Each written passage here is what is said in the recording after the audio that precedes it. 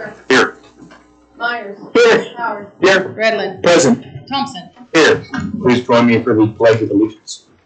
I pledge allegiance to the flag of the United States of America and to the republic for which it stands, one nation, under God, indivisible, with liberty and justice for all. All right. Good evening, everybody. Thanks for joining us. We're going to start tonight's meeting with a couple of public hearings. And starting with the 2025 budget to exceed the R&R rate. We'll open up this hearing at 5:01 p.m. Kent? This is the public hearing that's required if we publish a budget that says that the mills will exceed the revenue neutral rate and the amount of money that's generated from the property tax.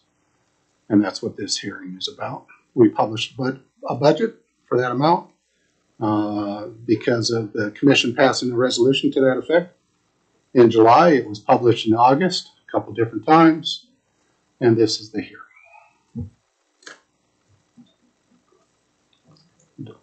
Okay. Is there anybody who wishes to stand up and speak to this?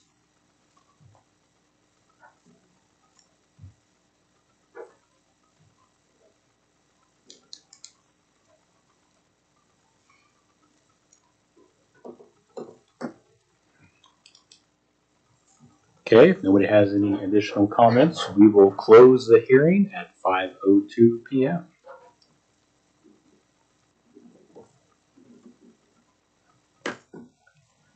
Now we will wait a moment for the next minute to pass so we can open up the next hearing.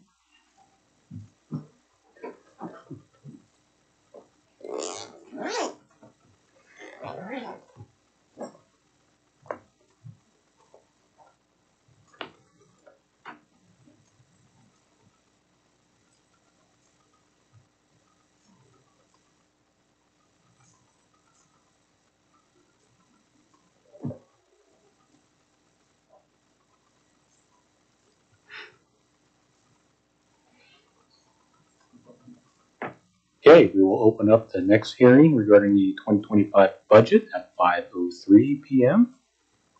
Kent? This is the full budget hearing for 2025.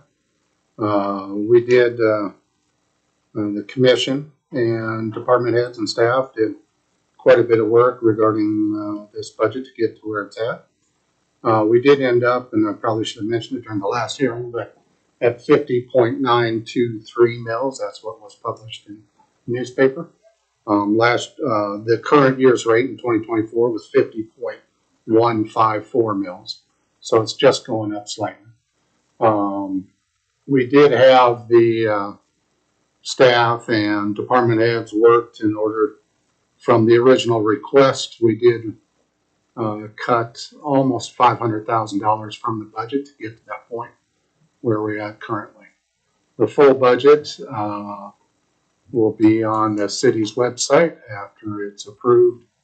It has been published as part of the agenda packets over the months of June and July. So that's what has been included. The revisions that took place, the full budget will be included at that time. But that's all we have. Okay, thank you.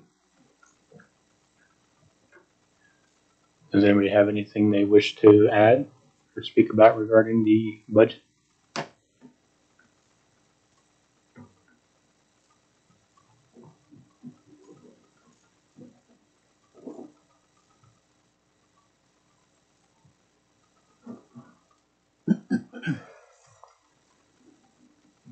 Okay, then we will close the 2025 budget hearing at 5:05 p.m. Okay, moving on to public comment. I believe we have at least one person. Two. We have two people? Okay, who's first on the list? Rachel. Okay. Rachel, come on up. Let us know what's on your mind. Good evening, commissioners. It's wonderful to be with you here tonight. Thank you so much for allowing me to be here. Last meeting, you guys talked about golf carts, and there was concern about safety, and you were kind of for them, but kind of against them. And I mulled it over at home, and I felt that I had something to add to the conversation, as I really do believe it would be a benefit to Goodland to have them. So we live in a really small community, about 5,000 or less people, so it's not like a heavily trafficked area like Denver. So for me, safety didn't seem as big of a concern because golf carts, I grew up riding a golf cart on the farm in Alabama, and it was just a lot of fun. You could run to your neighbor's house and do all sorts of things, and they really don't go any faster than a bicycle. We're not talking about ATVs, which already have their rules in place. But they really don't go that fast. And so I was kind of confused because I felt that a golf cart wasn't very different than a bicycle based on speed. And we allow bikes to go anywhere as long as they have the reflective gear. In fact, we even let children ride bikes. And so the concern of being smushed or whatever, anytime somebody chooses to get on a bike, they're taking the risk that they're sharing the road with cars. And so I wanted to compare it and say that I know you were concerned about safety, whether golf carts belong to public streets. But I also wanted to to share with you guys the comparisons that the risks associated with driving a golf cart really aren't that different than riding a bicycle. The similar speed conditions are the same. People don't tend to ride bicycles in snow or ice. They don't tend to ride them after night. I mean, we trust our kids to go to school on bikes. So I feel golf carts are pretty much the same thing. I did understand the need for responsibility, and so I had sent an email to Kent with what I would recommend as guidelines. I didn't want you to feel like you had to sit and start from scratch. I just wanted to give you guys some suggestions, and was thinking if somebody had the right to vote, then they had the right to ride a golf cart and had the responsibility to do so. I think imposing regulations that restrict golf carts seems at odds with the spirit of a small town life where trust and personal responsibility are valued, and I think it should be left to the individual. I think allowing golf carts in our community offers a blend of joy, convenience, and practicality that enhances the quality of life in our town. So maybe a lady who is older, and I sound silly, but I can totally envision our neighbor, Miss Joan. She rides a little trike around town. She would probably love a golf cart and would love to take our boys down the street to Ann's shop and have an ice cream cone. Or I would like to drive my boys down and get a haircut on Main Street. It's just fun. I wanted something that was fun in the town. Concerns about safety, again, are no greater than those associated with bicycles, and I honestly believe residents should be trusted to make their own choices. If you don't want to ride a golf cart, then don't ride a golf cart. I am open to it being the sunrise to sunset. Obviously, that's up to you guys, and I think the police commissioner. But I don't think, not police commissioner, chief of police, but I don't really see people riding golf carts at night. Like, that's not a thing. Anyway, that's all I wanted to say about golf carts, and I wish you guys would reconsider it as an opportunity to bless us at Goodland that would like to have one. So that's all. Thanks. Okay, thank you. And we'll say, although it is not on the agenda tonight, we did decide last meeting that we would discuss it further. So I don't know if maybe by next meeting we'll have it on again to discuss it. But I do appreciate your letter and your insight, and we'll definitely take your thoughts into consideration. Yeah, thank you. Okay, next. Please come on up to the podium and introduce yourself and let us know what's on your mind.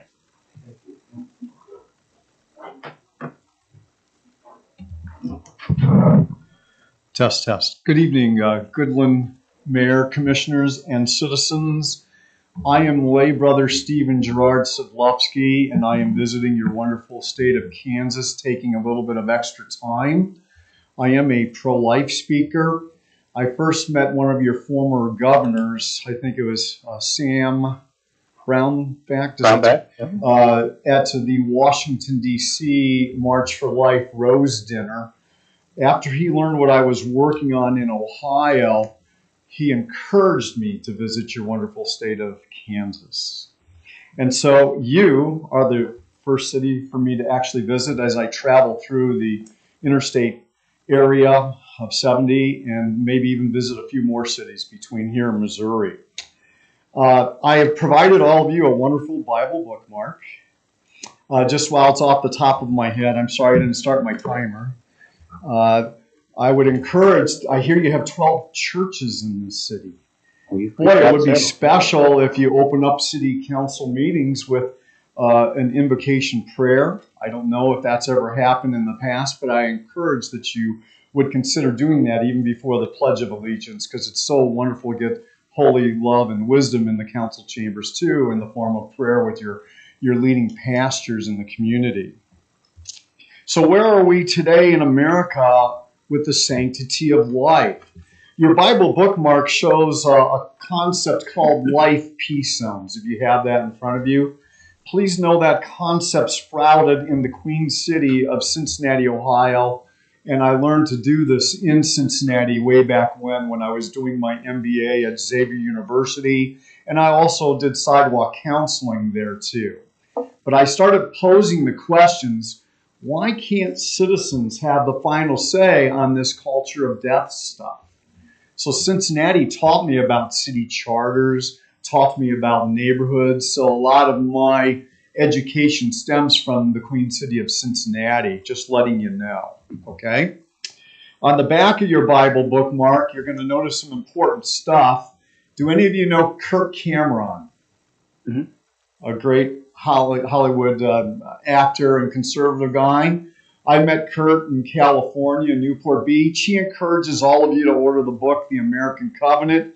It should go right next to your Bible, okay? It's just a good book that talks about our founding fathers before they get off the Mayflower, where they established this covenant with God, our loving Creator, which makes our land so blessed and so great. But we're kind of backstepping today, we know a little bit. But I'm letting you know that American Covenant book is an important one too, okay? The first article written on my efforts with Life Peace Zones is on the Bible bookmark. It's called Considering Life Peace Zones. You can Google that too, so you know. I have a few extra Bible bookmarks for citizens who would like to receive them at the end of the council meeting. Essentially today, the Dobbs decision was established a couple years ago in June of 2022. It essentially kicked the Roe decision out with the baby wash. What that means is that when I was speaking at city council meetings before the Dobbs decision, my hands were really tied. I couldn't do much because the city attorney had full authority of the council. But with the Dobbs decision, we're seeing what's happening in the newspapers all over the country. Okay, there's going to be lots of voting all over the countries.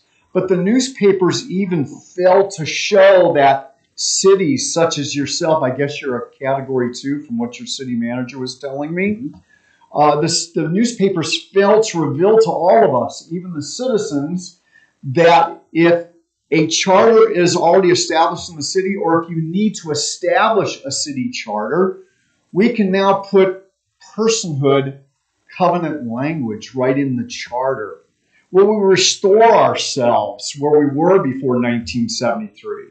For instance, my birthday is coming up on Sunday, so it's a real joy for me to be speaking on you. And I bear witness that I was certainly a person in peacefully developing in my mother's womb, as all of you too were persons peacefully developing in your mother's womb. Unfortunately, the Dobbs decision stripped us of that. So I'm bringing to you the new possibility where if you don't have a charter, move in that direction. You can get a charter in your city, I'm sure, even at a classification or category 2. I'm sure it's possible. I have information for everybody, about 8 pages worth of stuff. So after the city council meeting, please have your cameras ready, because it's pretty expensive for me, where you can just clip, put it right on your camera, okay? If you don't have time and can't do that, then you can follow up with me with possibly a text or an email. My email is very simple, everybody. It's brotherstephengerard@gmail.com. Brother fully spelled out, and Stephen, S-T-E-V-E-N, and G-E-R-A-R-D. St. Gerard in the Catholic Church is the patron saint of expecting mothers in difficult pregnancies. So I'm kind of living up my name. I hope I've given you a good gesture of love. I love all Christians. I love all faith-based journeys. I'm a veteran with honorable discharges from the U.S. Navy. It's just a lot of fun to be speaking in front of all of you with these new possibilities. And I bring joy to you, and I'm just going to close with a song. What? The joy of the Spirit of God is love for His creation. The joy of the Spirit of God His love for His creation. Thank you. I hope you are now really excited about the new direction of Personhood Cities, even in Kansas. God bless you all. Thank you. Thank you, Mr. Gerard.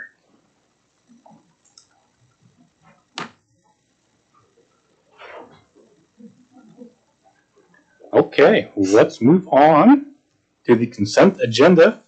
We have A, the 8/19/24 Commission meeting minutes, and B, appropriation ordinances 2024-17, 2024-17A, and 2024-P17.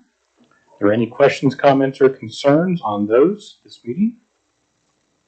Move to approve consent agendas item A and B. Second. I have a motion by Commissioner Showalter and a second by Commissioner Redden.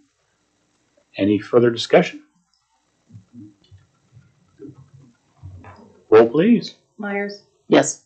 Howard, Yes. Redlin, Yes. Showalter, Yes. Thompson. Yes. Thank you. Okay, next item. I believe we have a presentation this evening from Mr. Ben Shears. Good evening. Good evening. So, first off, I wanted to say thank you to Mr. Showalter, Commissioner Showalter, for letting me know today that we could have a whole hour for this conversation. So, Howard? Yes, whatever you want. Thank you, Mr. Showalter. We'll hit the right side right I'll keep it relatively short. We wanted to give an update on a couple projects with some things that are kind of exciting that we're working on right now. One is an update on 1008 Main, which is a piece of property. Last time I was here that we gave some presentations that we were going after, some congressionally directed spending requests to be able to do the renovations on that project. We have tried multiple grant avenues over the years to get that done with no success. We are in the final stages, however, on the congressionally directed spending request. So we have gone after a culmination of about $1.75 million for the renovation and outfitting of the building. At this point, at this juncture, we have made it past getting on Senator Moran's list. We've made it past the first round, which is the Senate appropriations process. The next step is the confirmation process that happens between the House and the Senate when it comes to CDS requests. And so at this point, we've made it past the two big hurdles, and so we have one big hurdle left to go.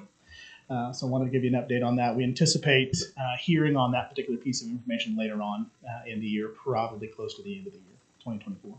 So I'll be back at some point to circle back on that particular piece of the conversation. And I can't recall the amount of detail I gave last time.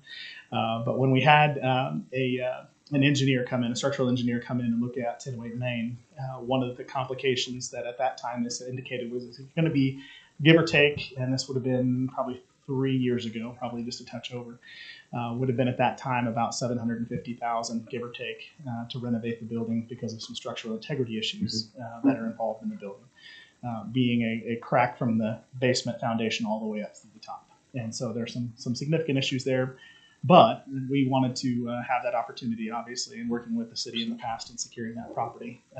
We love to see, especially historical buildings, maintained, renovated, and put back into service as opposed to tearing them down and creating vacant spaces and vacant lots in downtown. So we're excited to stand some stuff up.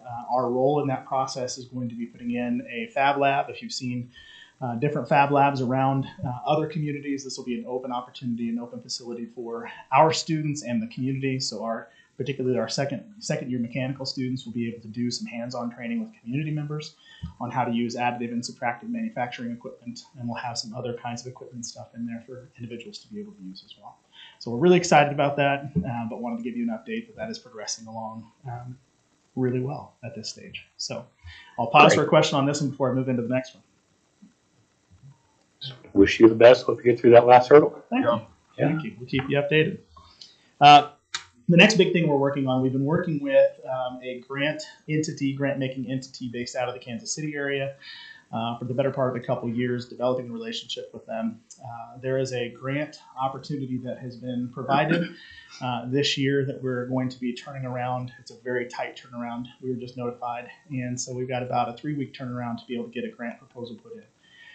The pool is for about $3 million, and it's for select technical colleges in the state of Kansas to be able to apply for. We were one of the entities that was allowed to apply for it. We are going to go after a pool of funds to be able to utilize for working with our what was formerly called our carpentry program, that's now construction.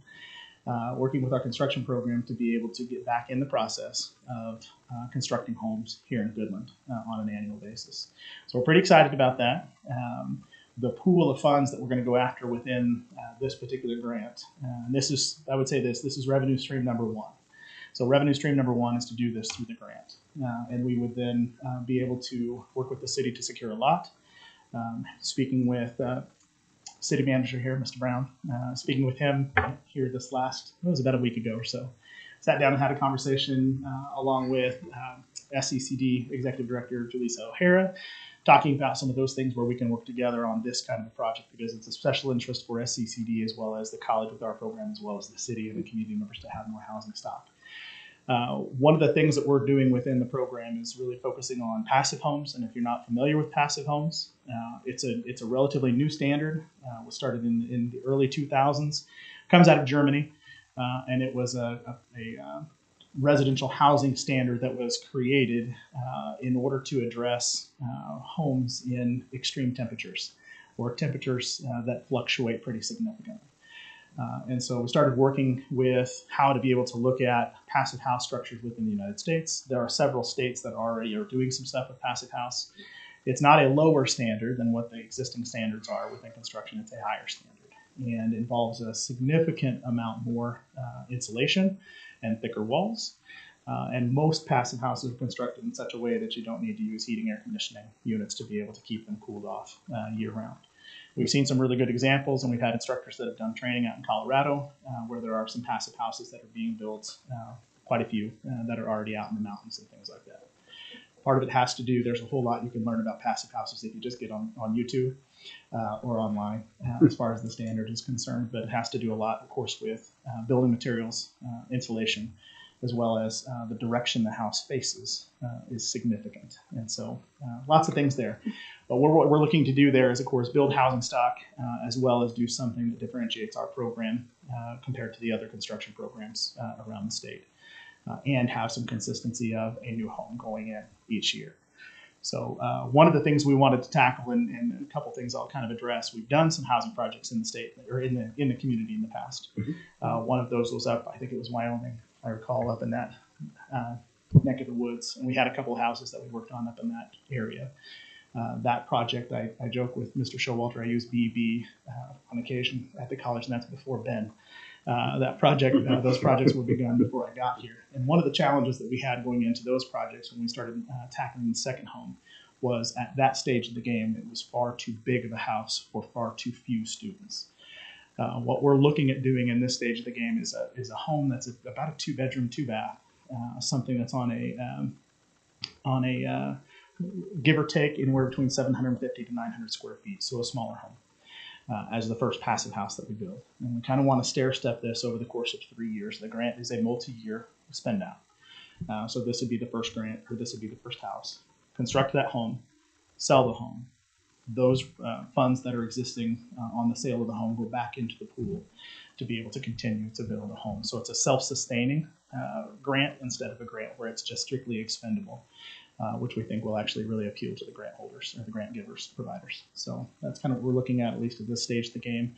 We've looked at some preliminary lots within the city, one which was up around 4th and Sherman as a possible spot, which was one that had been some conversations back with the MIH grant that we went after with SCCD, but weren't successful at that point in time in getting, but still a possibility there. Ideally, would like to be on a developed lot, just because there's no sense in trying to develop new lots if you have existing infrastructure from the city already existing in a lot. And so that's kind of where we're going to focus our efforts with your blessing and look at those things going forward.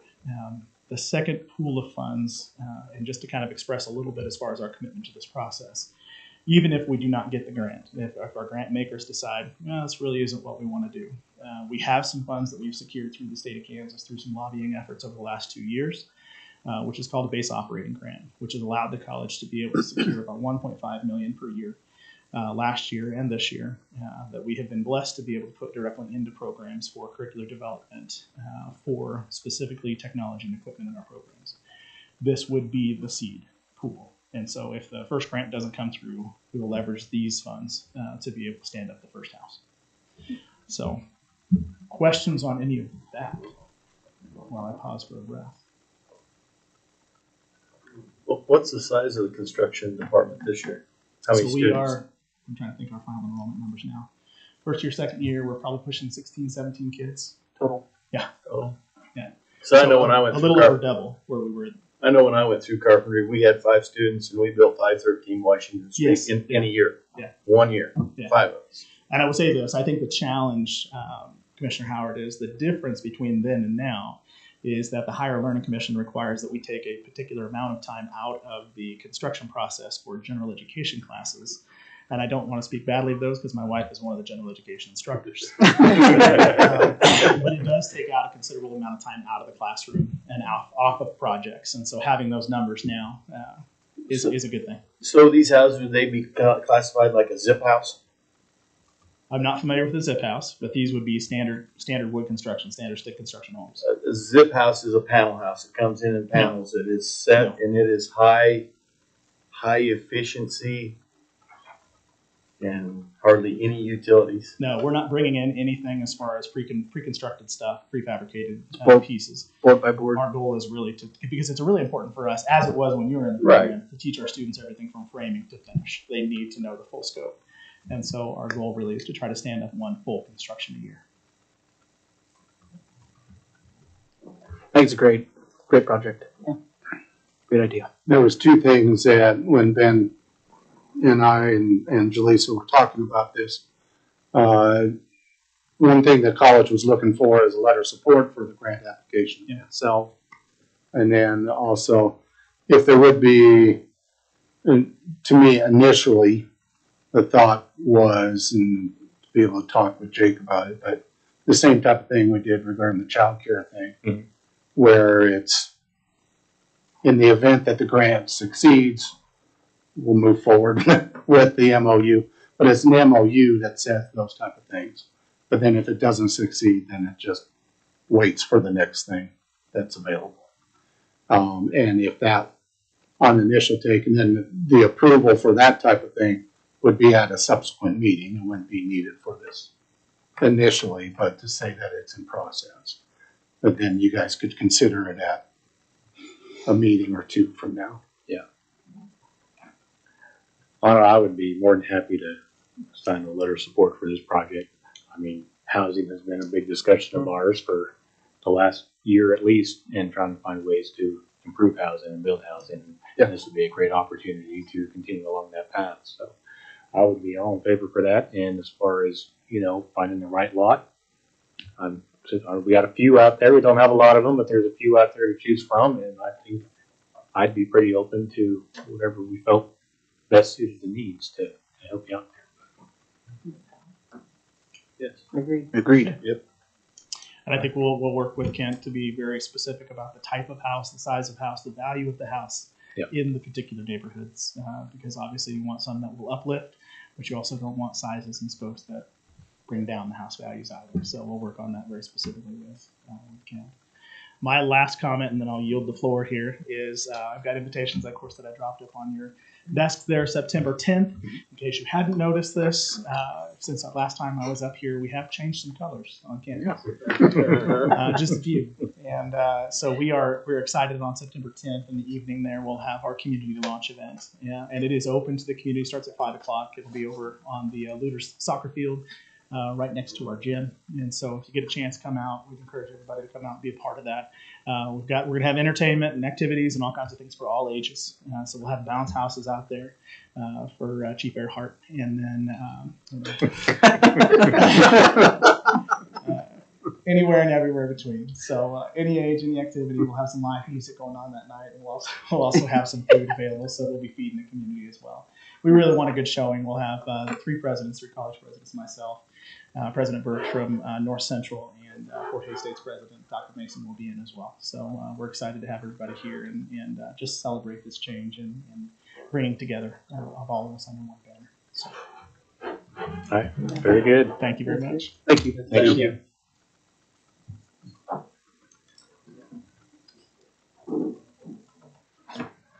Okay. Moving on, ordinances and resolutions. We have ordinance 1781, updating the parallel generation policy. Kent? This was presented last time without the ordinance, so we just needed you to think about the ordinance. No, we have it in written form for you. It had a number of items that are changed from the current policy. In 17602, the last sentence replaced the last two sentences of the previous code.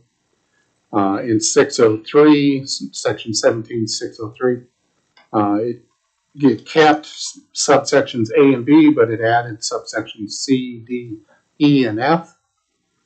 It then deleted section 605, and then it removes, as far as the part of the minimum bill, the reference to capacity charge within 606. And then on section 609, it changes from actual cost to avoided cost. That's the term that's used. And then subsection F, it was actually as through subsection G on the current code. On subsection F, any required insurance coverage is actually covered within the interconnection standards, not within the code itself.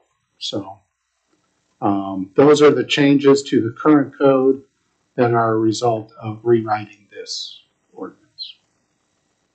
And this is regarding renewable energy and how it interconnects with our electric grid. So, And this is basically just kind of updating the policy to where things stand today. And all these kind of changes kind of came about from the meeting that was attended a month ago or so, correct? it did, and it's because of changes by the legislature over the last couple of years. And enough changes have occurred that they came out with a new recommended model for the ordinances for the municipal utilities. So, and that doesn't mean that it will stay static. It's kind of a dynamic topic of how it works between people using renewable energy at their residence or at their business, and how it interconnects with the city's facilities, and making sure it doesn't cause problems for your neighbors on that block, and how many people are actually connected there. So these changes in this ordinance require any changes for the people who currently have renewable energy on their properties. Moves that capacity charge that we charge them.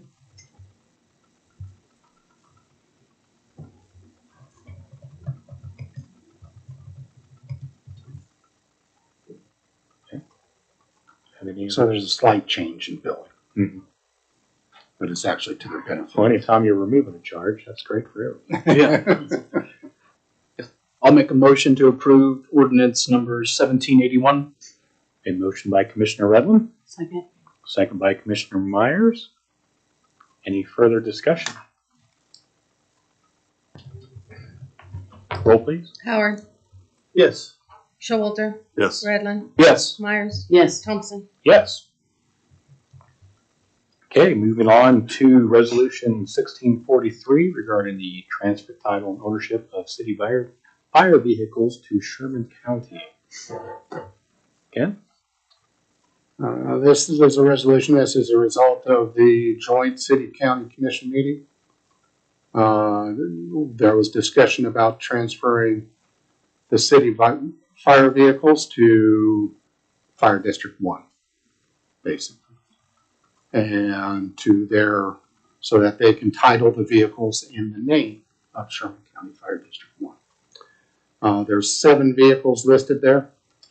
The 1950 Seagraves truck, which the city has no title, but there are ways to take care of that need to. And then there's 6 other vehicles, a little bit closer in age, but The insurance on said vehicles will be the responsibility of Sherman County. And it states on here, Sherman County Fire District 1 will deposit proceeds from the sale of any said vehicles in the Equipment Reserve Fund to apply towards the purchase of future fire apparatus. And now the Fire District Board, for any additional limitations or prohibitions or anything else that we'd want them to do, a resolution by this body is not authorized as an authority over the Sherman County Fire District Board.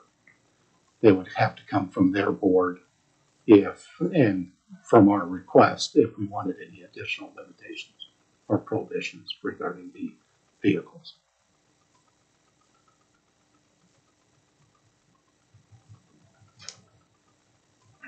So why, I guess my one question would be, why do it this way instead of doing it in a way where we're amending the current contract or the agreement between us and the county regarding the vehicle? I guess long-term fear, granted, we can hopefully forever in the future that will never be an issue. We title the vehicles over. Those funds get put into, as they sell them, funds to purchase new vehicles. At some point down the line, the merger splits for whatever reason. Where is a guarantee that the city gets their equal value back out of those vehicles to the city if everything's titled to the county? Would that be better suited done with an amendment to the merger contract as far as value of vehicles and who would retain what if it were to ever split? Granted, hopefully, since the merger's been working great, hopefully we just continue to do things to make it more and more permanent, even to the extent where maybe at some point in time, like Chief James wants to do, is have their own fire district with their own taxing entity and they own the stuff and we don't have to worry about it anymore. But we're not there. And there's still a chance at some point down the line things could split back apart. And I just want to make sure that we keep ourselves in a good place where we get equal value of our apparatuses back out if that split were to ever happen. I didn't see an example where with the agreement, and unfortunately Jake is unable to be with us tonight. He is ill. As far as the city attorney to provide legal advice, but I didn't see any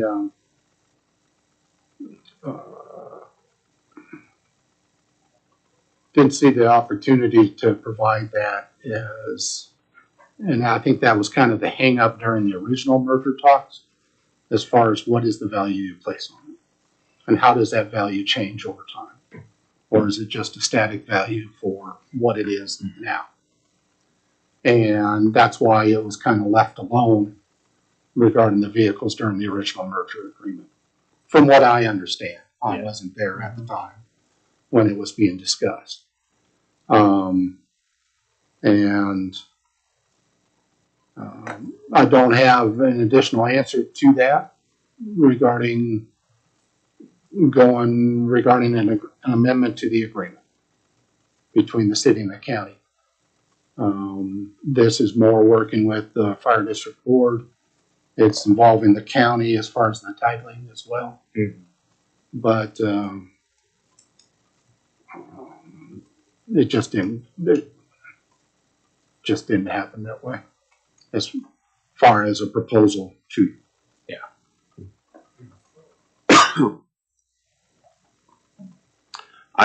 I have a little bit of heartburn over specifically the Seagraves truck, and I guess I feel like that as a parade piece or a piece that might end up in the museum at some point. Is it necessary that we sign that one over the county? I don't know.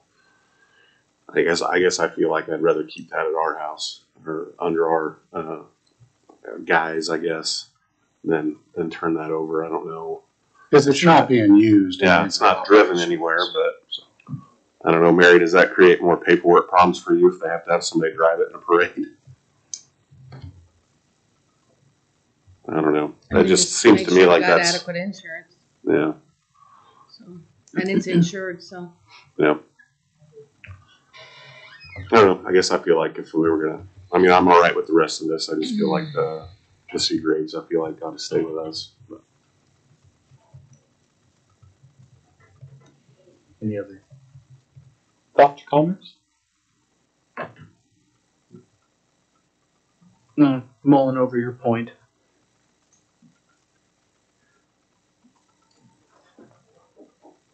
do we need to table it then and wait for Jake to provide some insight? I mean, I think I would prefer it personally that way. I mean, I think I would want to make sure that we are guaranteed in some way or another that we get equal value, or however. I know it's hard to, I don't know what the wording would be, because, you know, vehicles will change, the number of vehicles will change, values will be different between here and there. So I don't know what that would entail, but I would feel better if we had something in place that really put that down on paper, that we are not just signing the vehicles over and hoping for the best down the line. Yeah, I wouldn't disagree with that. There's not really an urgency to Yeah. that has to be done this meeting, so. Well, I'll move to table ordinance 1643. Second. A motion by Commissioner Howard and a second by Commissioner Redland. Any further discussion? Roll, please. Myers, Yes. Redland, Yes. Howard, Yes. Showalter, Yes. Thompson. Yes. Thank you. Okay, moving on to formal actions, starting with Resolution 1644 to levy a property tax rate exceeding the revenue neutral rate. Kent? As it states in the CCCF that was provided in the agenda packet, the published budget is 50.923 mils for $2,162,833 in property tax dollars. The R&R provided to the city was 49.374 mils. The total budget expenditures published are $13,532,865 for the year 2025. Keep in mind that all rates and numbers at this time are based on estimated and assessed valuation. It does change slightly. It doesn't ever stay exactly the same It's funny how from that the works. estimates to the final one in November. So. Okay, you may have any questions or concerns? Just want to say thank you to Kent for his leadership on this budget work, and also to the department heads that put in a lot of hours to make sure that this budget came out where I think it was done fairly, and I think that's an appropriate use of tax dollars. So we've done our part to be a good steward for the community members. Mm-hmm. So thanks, Kent, and all the department heads.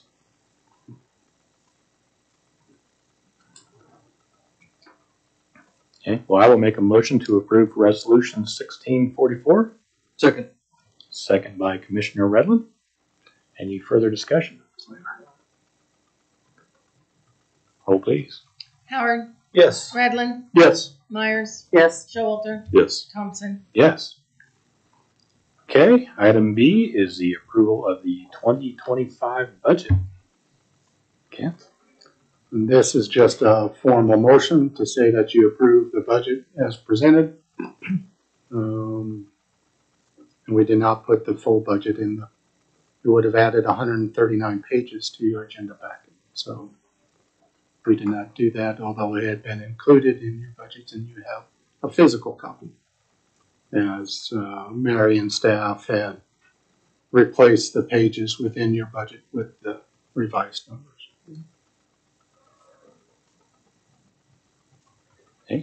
Any additional comment, concerns? Motion to approve the 2025 budget.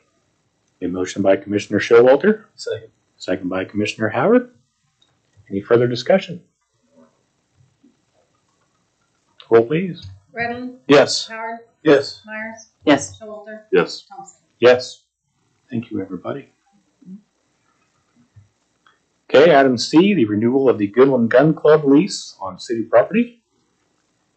Melvin Crowe stated he would try to be here. Unfortunately, he has not been able to make it tonight with Goodland Gun Club. They actually have a successful program. They want to add another shooting range within the property. Josh, if you could bring up the aerial view that's included in the packet. They want to add 50 feet basically to the north side of the current leased property. The leased property is basically a 350 foot by 500 foot rectangle up on the north of the wastewater ponds, basically just south of the road that leads to the County landfill. county landfill. Thank you. You're welcome. And transfer station.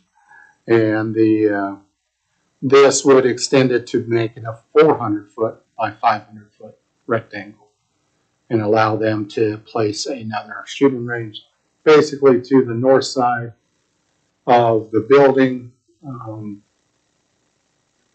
just a ways, and shooting back towards the others. They will come back to us at a future. They're also looking at 2 additional skeet shooting ranges that may happen as the program continues to be successful, both at the high school level and at the college level. And in order to have more home events. So they got quite a bit of interest. And he says he has some additional interest this fall in the shooting program. So that's what the revised lease. The lease was up in September of this year. Anyway, it's a 5-year lease, minimal rent to the city for the success of this program. Do we have any questions, comments, or concerns on adding the additional piece of land to the lease? I think it's a great addition, especially if they're able to house more events here locally, which helps out others also. I just think it's great that we have a successful program, that it's being utilized by lots of people. So I guess I'll make a motion that we renew the Goodland Gun Club lease of city property to, I guess the Goodland Gun Club. Okay, have a motion by Commissioner Redlin, Second. second by Commissioner Showalter. Any further discussion? Roll please. Showalter, Yes. Myers, Yes. Howard, Yes. Redmond, Yes. Thompson. Yes. Sorry.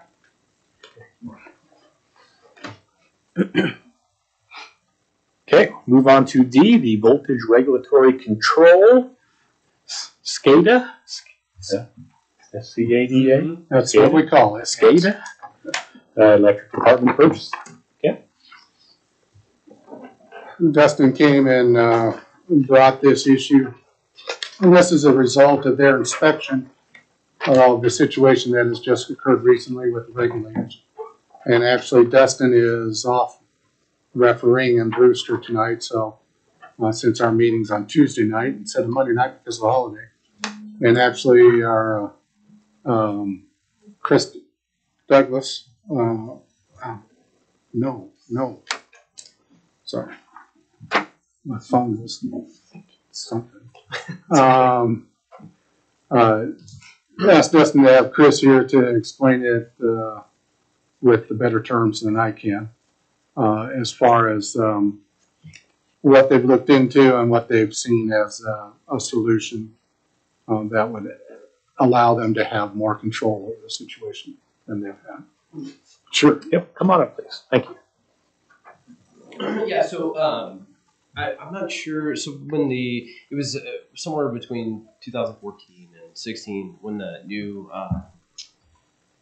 substation was put in north of the plant there, and so the regulators are work fine. The issue that we have had somewhat recently has been with the tap changer. So it's adjusting voltage. So it's generally set in like an automatic position to where we set the parameters on the regulators, and it sort of it has a bandwidth, and so it sort of monitors it in that regard. The issue that we've had is with the mechanical tap changer, we've had some issues. In fact, last I think Thursday, we took a little bit of an outage residentially because of trying to address that issue. And so Friday, we were able to isolate it, and we ended up having to pull it out and sort of rebuild it. Now, when the engineer put it in, I couldn't tell you what era it is from. It's sort of it functions, but it's an older piece of equipment. It's classic. Yeah, it's custom too. Yeah. Fantastic. And like I said, it works. The SCADA system would be an upgrade in terms of monitoring and then control. Right now, during the summer hours or during the summer peaks, right? So it's a lot hotter. What we see is drastic changes in the consumption, right? Our summer peak is much higher. And with that, the need to monitor and adjust the regulators is a higher need, if that makes sense. So generally, on the hotter days, what it looks like is basically, we're always monitoring, but we generally have to sort of bump up the center point so that our voltage is a little higher to accommodate the load in the community, and then usually a guy, and we work on a rotation, comes in about 9:30 at night, 10 o'clock, and to adjust that down to accommodate that load. And so this would give us the ability to not have to go out to the regulators. There is a possibility, which I would not be in favor of, but where it could be adjusted from, say, like a cell phone or something like that. I'm not in favor of that. But being able to do that from the control room in real time, I think would be a huge benefit. The SCADA system, this is much like what Shauna has in terms of being able to monitor and control to some degree some of the metering and things like that. It's a similar system, so this would definitely kind of get us updated. So I think it's definitely well worth the control and the monitoring that would come from it. The mechanical tap changer is the issue. I think that we're okay with where we're at now. I don't foresee any issues necessarily, barring it falling apart again. But if we wanted to do the mechanical, which is I think was in the proposal, I think it was 7,300 or something along those lines. And then if we wanted, again, I think that SCADA is something that we need to look into. We would be out the 7,300, and then of course, the cost for the SCADA system is not going to go down as material and things like that. So I think that we could forego doing the mechanical and then just get right to the SCADA. That would be my suggestion. Of course, that's up to you guys, but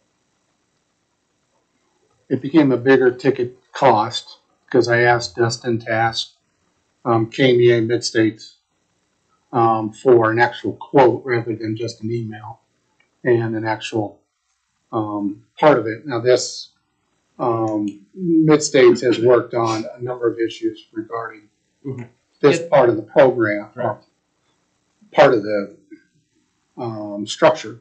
Yeah, they designed the substation and really did most, if not all, of the building of it. A part of the reason that the cost is so high is that the current regulators that we have do not have the capability of having SCADA or that communication. They don't have that. So they're Cooper, and Cooper has you have to update these cards, and this is beyond me. Josh would probably have a better idea of this, but that was about, I think, $14,000 a piece, and so they were able to work with it's SEL. I think it's in the Yes. Yeah. So that's a different company, but that is much cheaper than is my understanding again. And so they were able to, so they would replace the Cooper controls with this SEL. So I don't know if that helps, but just a little more understanding as to the cost. So. And these are the regulators that we had the issue, what was it, 6-8 weeks ago, where there's a little bit larger outage. Mm-hmm. That's what started the investigation into this area, and trying to correct the regulators themselves. Which I think, in hindsight, I think that the issue was the actual tap changer, the physical, mechanical tap changer. That's my take on the matter. There could have been a control board issue, but I think it really was exacerbated by the mechanical tap changer.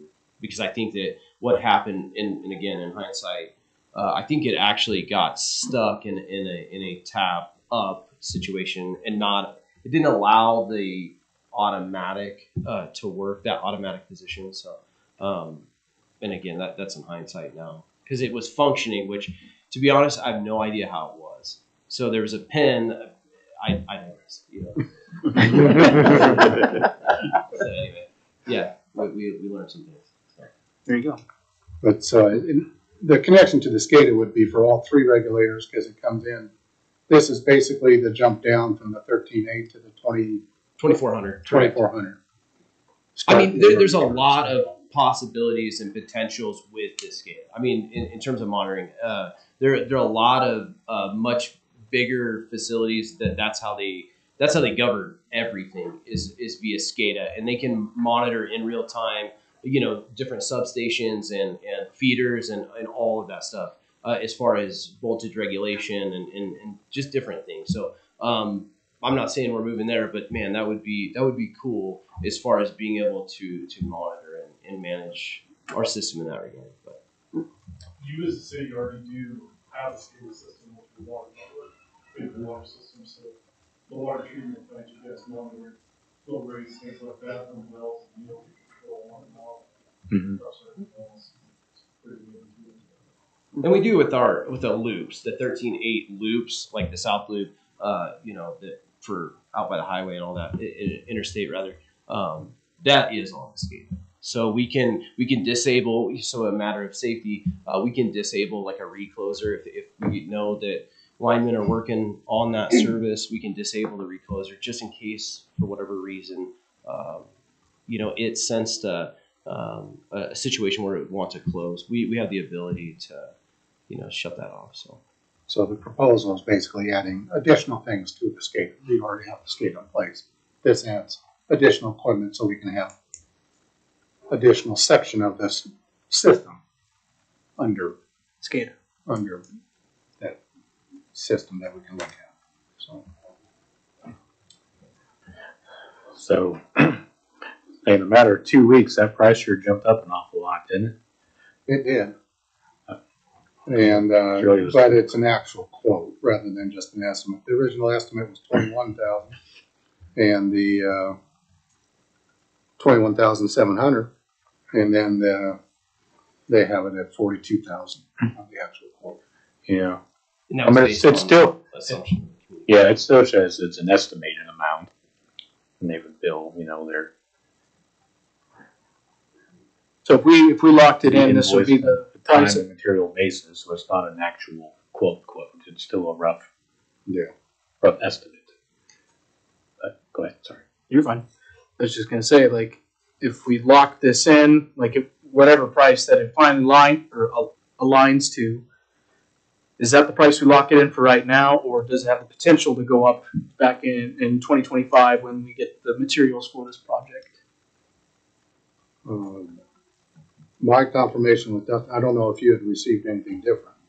I think that they would order this stuff now. I think the work, as far as because of the scope, they would push it to 2025. But my understanding is that they would order that now. And I think the other thing with KVA is that it's a not-for-profit. So as far as their estimates and that, like if they say 42 and material time, all that stuff is less than, they're not going to charge up for 42. They have to charge. They can't make a profit in that regard. Does that make sense? So I think that's how they do that. Now again, obviously it could go both ways. anyways. Well, it actually costs a little more. I don't get the impression talking to them that that's the issue, that it's going to cost more. I think that there are some questions in terms of the programming and things like that they just are really kind of not that they're not competent or confident, but just they have some questions as far as exactly what that's going to look like, integrating that into the system that we have. So they have some questions, and so I'm not trying to speak for them because I don't know, but I would say that it seemed that was the impression that I got, is that there's a little bit of a buffer because there's some of those questions, and I'm sure that it's pretty close, but that's my take. But the lead time for the materials is about 6 months or something like that. So that's why they say in 2025. Gotcha. We could get additional confirmation about what their pricing actually is, because we had asked for a quote.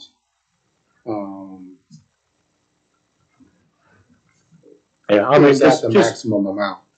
Is my question. yeah, I guess, because, I mean, the last line in here is, they'll be invoiced on a time and material basis, so they're gonna bill by the hour and stuff in there. So it'd be awful hard for them to have an exact quote if that's how they're gonna build their project, is the time actually doing it, but. Right. I assume we got plenty of money in the maintenance and repair account? Cover With this. some money, yes. Cover We have this adequate purchase. money to be paid. Hey, fair question, I think. So I guess to dumb it down for a guy who probably couldn't wire an outlet in his house, what you're telling me is this is an update to the system that allows us to modernize if we want to, but also it solves some issues that we've been having and potentially makes your job easier, right? Correct. Well, I would make a motion that we approve the bid from KMEA for the amount. I should have led with that. Just got to get to the meat and potatoes of it. So I was trying to make a motion here to approve the voltage regulator control, the SCADA, for the electric department.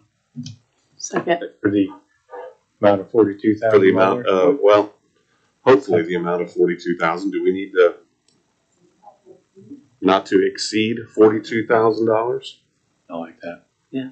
Okay, motion by Commissioner Showalter, Second. second by Commissioner Redlin. Too much going on here. Any further discussion? Yeah.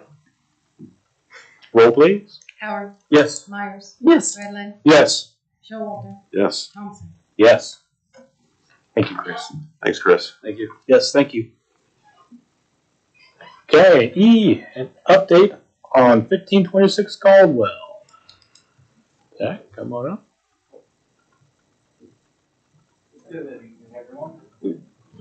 Even. Has been no progress made on repairing the structure. The 30 days was up a few days ago, so this is just me requesting permission to be able to put the IFBs out. Do we have any questions or concerns? 30 days is up as of tomorrow, correct? I thought it was yesterday. I might have miscounted. Some very close proximity. 5th day of August is when they were given 30 days. So, yeah, whatever that is. I would be in favor of it. Yes. Okay, well, I will make a motion to approve a petition for bid for the demolition of the property at 1526 Caldwell. Second. Second by Commissioner Showalter. Any further discussion? Roll, please. Myers, Yes. Redlin, Yes. Showalter, Yes. Howard, Yes. Thompson. Yes. Thanks, Zach. Thanks, Zach. Okay. Item F, we got a lot of formal actions. Mm-hmm. New trailer for the Parks Department. We're doing a lot of work. Appreciate it. Okay. I'll turn this over to Park Superintendent Danny Craigshire. Hello, guys.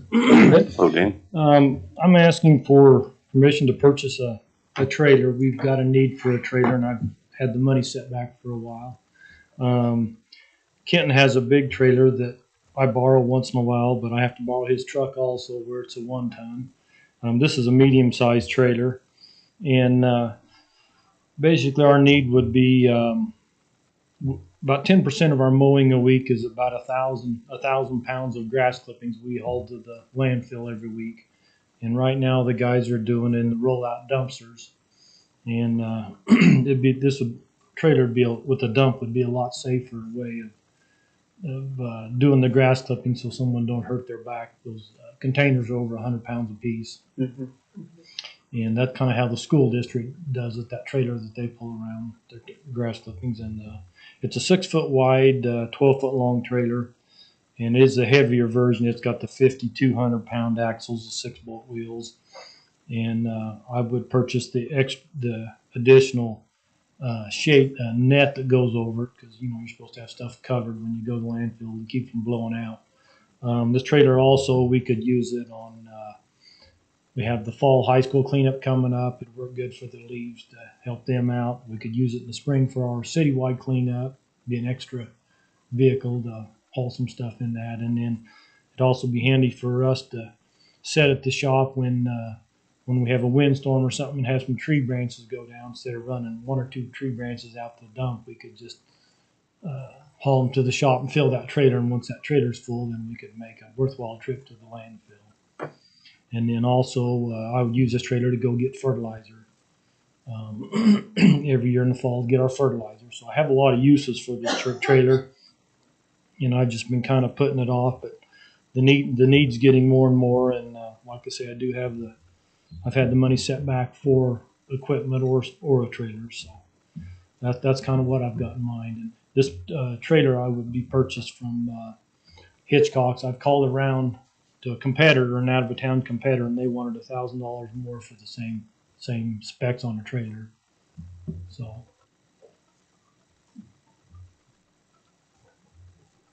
this way here, we could pull this trailer with any of our 3 Parks Department pickups versus Kenton's big trailer and tying up his 1 ton.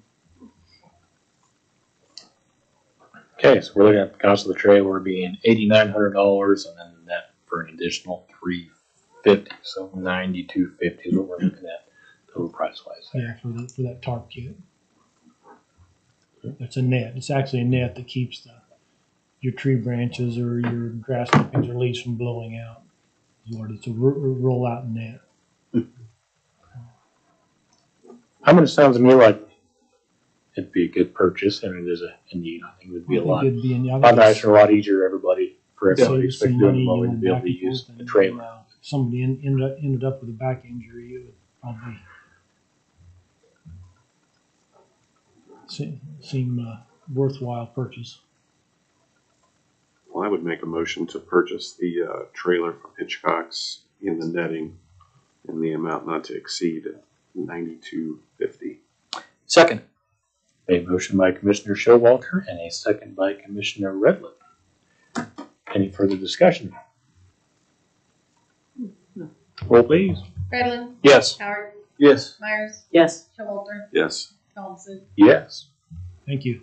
Very thorough. Thank you. Thank you. Okay, item G, pay estimate number 2 for the Goodland Industrial Park Improvement Project. They continue to do work out at the industrial park, and this pay estimate is pay estimate number 2 for a total of $215,697.82. It does have the amount of stored material on there, but that's also included in the amount below, so it's kind of a plus-minus situation. It's just a washout. Mm-hmm. So this is just the amount due for this pay estimate.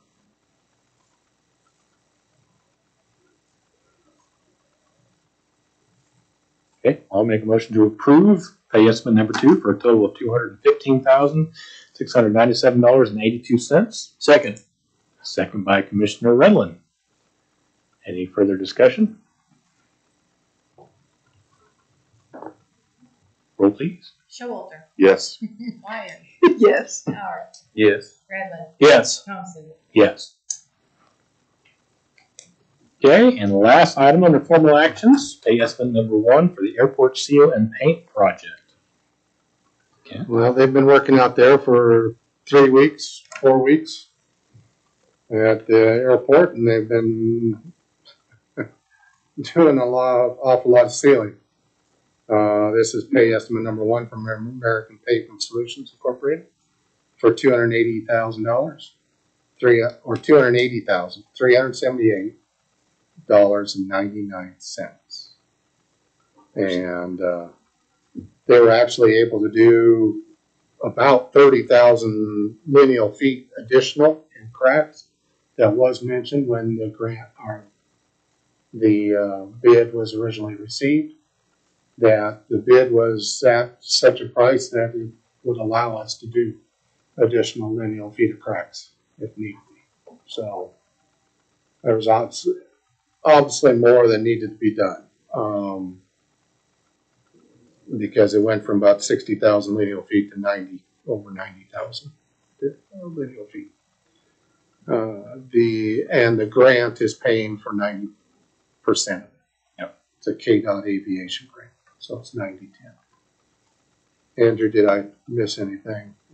I don't think so. They finished up with all the crack sealing last Tuesday or Wednesday. So the runway was open back up, and now we're going to close it again tomorrow through Saturday to complete all the paint and the striping throughout the airfield. So, yeah. Cool. Very good. Well, I would make a motion to pay estimate number 1 for the airport seal project in the amount of $280,378.99. I have a motion by Commissioner Showalter. I'll second. Second by Commissioner Howard. Any further discussion? Nope. Roll, please. Is that the right amount? Uh-oh. I was thinking it was 252,000. That's the one above. Mountain View, this pay estimate is $252. Oh, the total due contract, minus the retainage, Yeah. $252,341. Because I didn't write the check for $280,000, so I don't want you proofing it. So, Commissioner Showalter, if you'll amend your motion to I would like to amend my previous motion to indicate that the exact total is $252,341.09. I'll second that. Okay. Motion by Showalter, second by Howard. Any further discussion? Nope. Roll, please. Thank you. Myers, Yes. Howard, Yes. Redlin, Yes. Showalter, Yes. Thompson. Yes, and thank you for keeping us in line. Thank you, Mary. Appreciate it. Okay, moving on to discussion items. Have a building report regarding 1523 Walnut Avenue.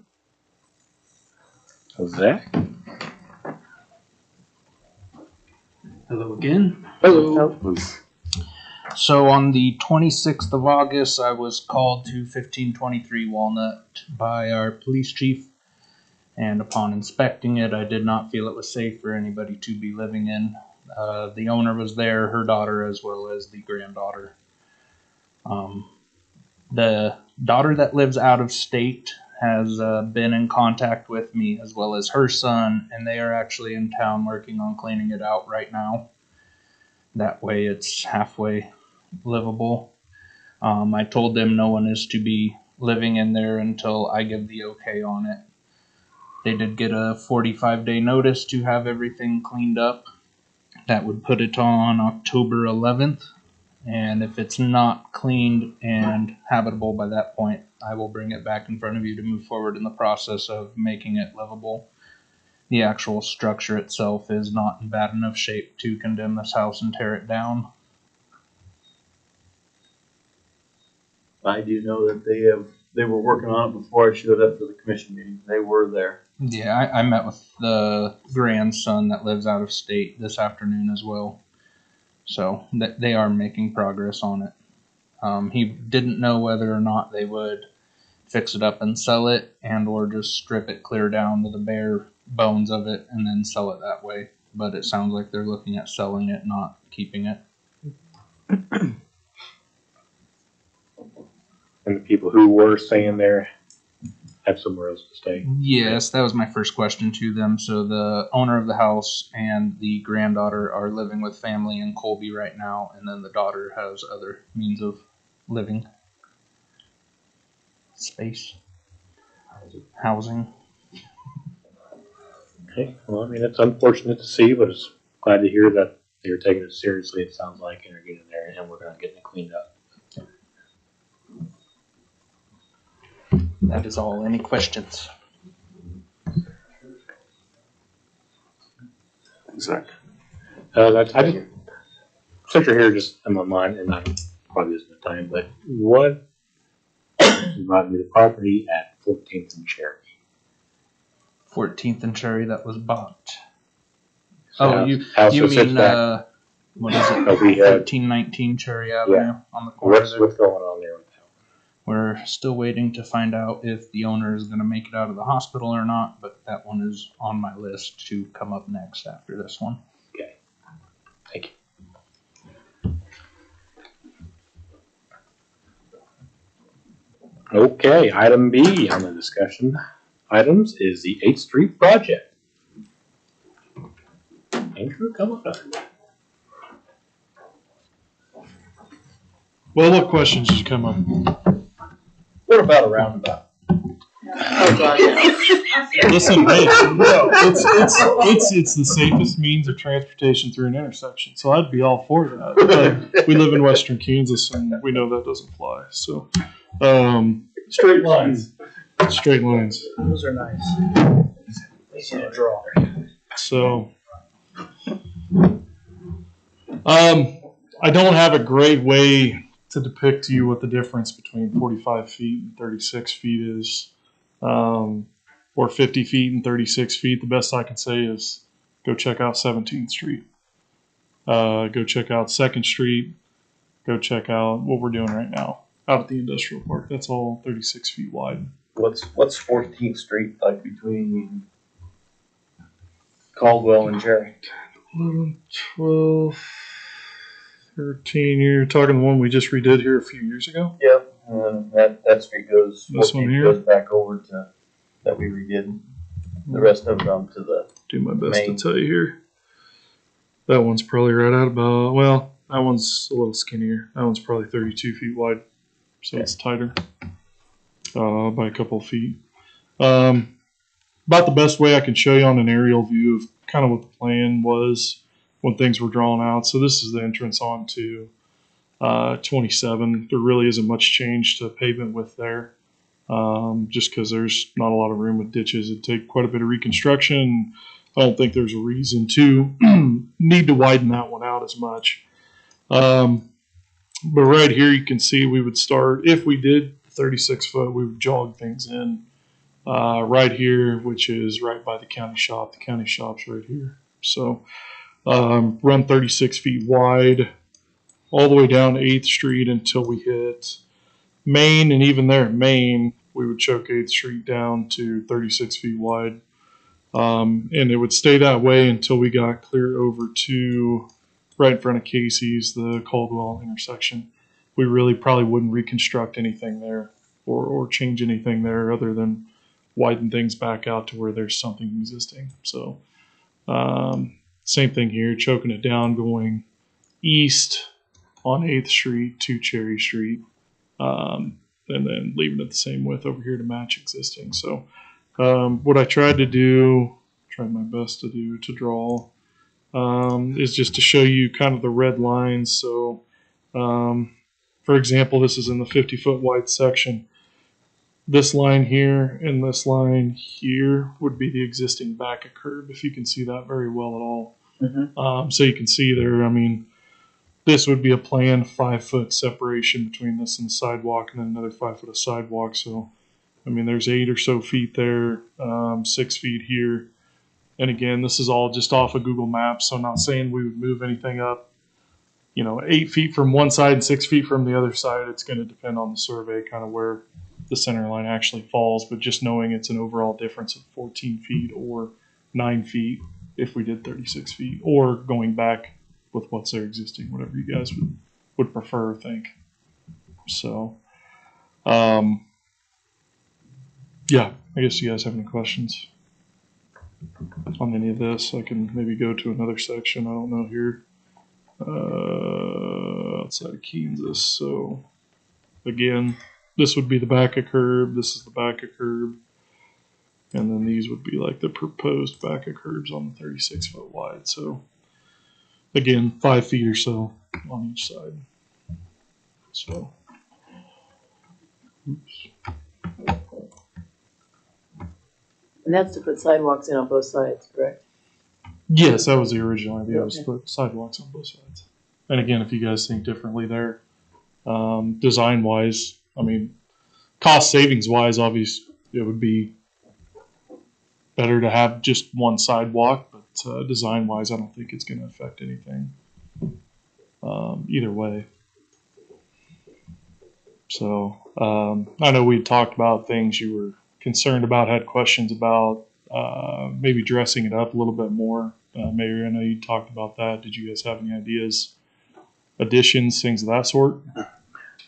So I was talking with somebody last week, just in general, about we were going to 8th Street, and I was hoping we could do something to make it more appealing if you're going into town. And he said, down in Garden City on Kansas Street, the outside of the road where they have a sidewalk, and I think it's wider than we'd be able to work with, but they have the sidewalk, so just straight sidewalk, it kind of does this a little bit, and you got some landscaping and stuff that kind of goes along with it. We were actually in Garden City on Saturday, and I had a chance to go drive by and actually look at it, and it looks pretty nice, and I really like that idea.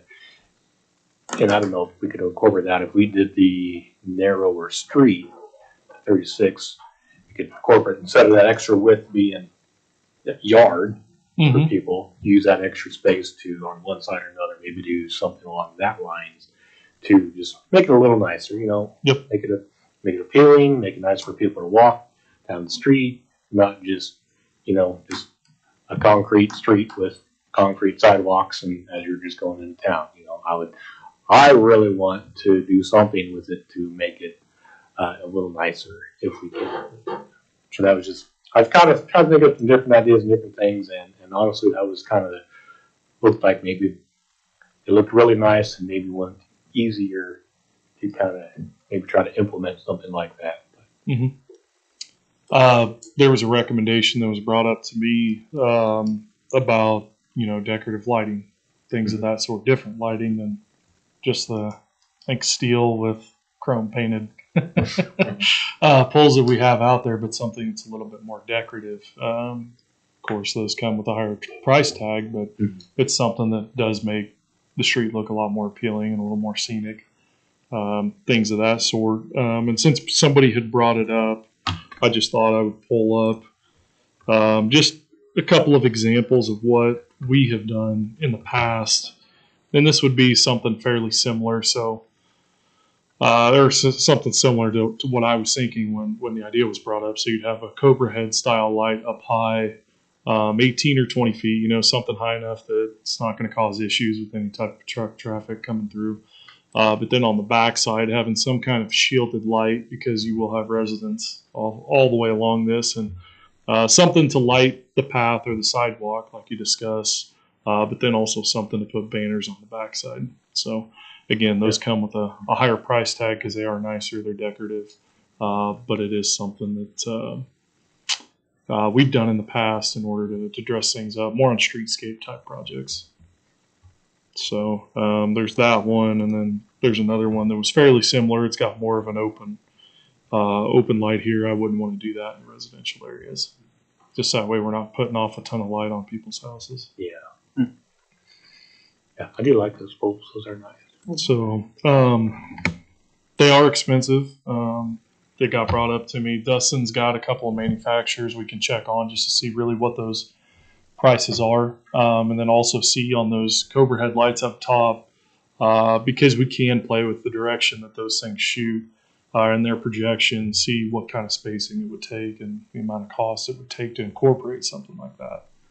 So I really like the idea of adding lighting like that and something that we can put banners on to welcome people to the community. And I had a chance to think a lot about what you'd said about trying to dress up that entrance, and I think there's a lot to be said for, when we're going to spend this amount of money already ripping that stuff out, that we put something back that we can be proud of and that beautifies the community and makes people excited to live here. And I think that's a worthwhile cause. So I like that idea. I was even thinking like flower boxes or something on, like we do on Main Street. Makes sense. That is but I don't know if that's. I know that's not our group. I know. That's nice. Right? Yeah. Find somebody to water. Exactly. Yes. Bulb out's getting. Did I say a curse word? Sorry.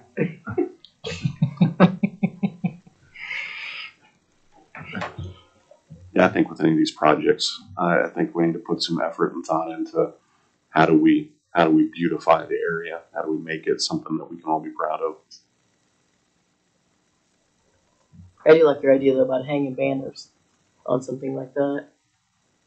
See that a lot in smaller towns.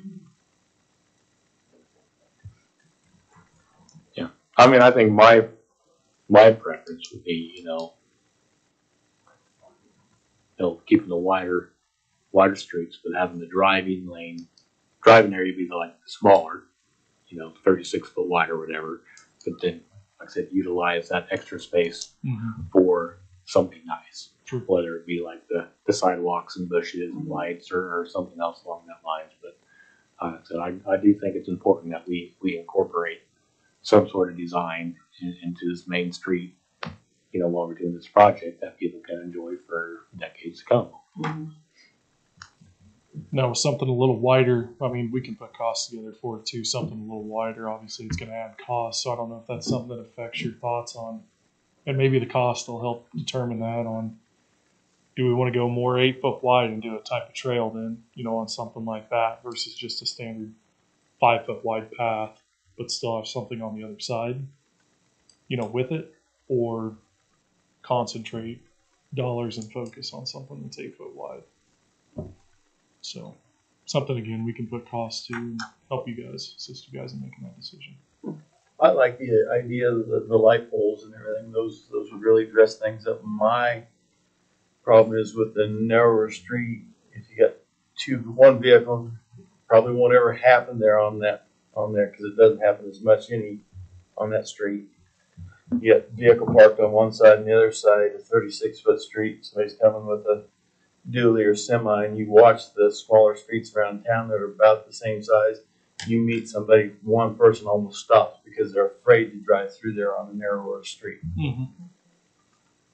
So if we could do something with the wider street with still the light poles, even if we slid it to one side and had a nice walking path on the other side with the light poles, that's my idea.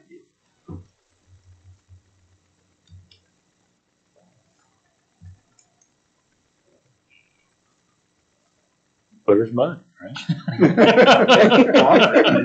It's concrete. Take that and do something with it now, Andrew. When you said concrete was boring, I'm like, that's my life. Yeah. Aesthetically. So yeah, the idea of something a little smaller is it does help with traffic control and calming, things of that sort. So yeah, that's typically what you'd see, because people do get nervous. But if that's something you want to explore too, again, it's just we can play with putting numbers together however we need to. I can come with more options. Like I said, I'll get with Dustin and the distributors on these lights and really see what the spread's going to be and what the cost is going to be in order to do something like that. And then we can explore going just a little bit wider, 40 feet, something like that, and see if that gives you a little bit more level of comfort. But then also getting you a path on one side, something along those lines. So yeah, because the lights, and then you have the infrastructure underneath the lights to power them all. Mm-hmm. That's really going to add in there. Yeah. And the underground conduit, things like that, control panels. So. I think we'll come up with some possibilities and come back and discuss it again. Dustin's not here. He said he'd do it all. So you'll watch this in your meeting tomorrow. In your meeting tomorrow morning, tell me what it's. I'll say Chris agreed to it. Yeah, there you go. So, all right. Well, we'll look at doing that. We'll put together another estimate for something that's a little bit wider. Get the lights and then put in a wider. I'm going to call it more of a trail than a sidewalk. Something in like that meanders a little bit instead of just a straight shot. So, Thanks, Andrew. All right. Thank Thank you. Thanks. At one point in time, there was for the walking trail, it was supposed to come up Cherry Street and around, and I think out down 8th Street at one point in time for the walking trail. Yes. So that would add into that if we could ever get the rest of it attached. And there's been many discussions on where that trail, Pop's on trail wants to go and the rest. But yeah, this 8th Street's been the main focus just because it's the main artery. Yeah. Okay, well, let's move on to C, low income rates for utilities. Kent? This was discussed, what could be possibilities of changing this. The current restriction within the code, it has an actual number. On section 17401 states the low income electric utility rate. Any household whose total annual income is $18,000 or less shall be eligible. And it's actually been less than that in previous years. It was changed to that in 2015. There's been no changes since then. Now, the low income water utility is the same restriction, but then it does a 15% reduction in the actual rate as far as if you qualify. The staff recommendation at this point is to change the amount to qualify for the low income household rate to match the federal poverty guidelines as stated by Health and Human Services. For 2024, that would be $20,440. So we'd raise it by $2,400. Since the rate does not require proof of household size or change the amount based on household size, changing the amount to this amount would be the easiest to implement. It does have guidelines with those poverty guidelines. It does state it does give a family household as it is provided in your document within the agenda packet. But we don't have that ability in code currently. Now, obviously, staff would have to come back and create an ordinance for the commission to consider to actually make the change in code so that we could actually do it in practice. But thought that would be a starting point for your consideration for this meeting. So this just ties it to what would be the two-person household.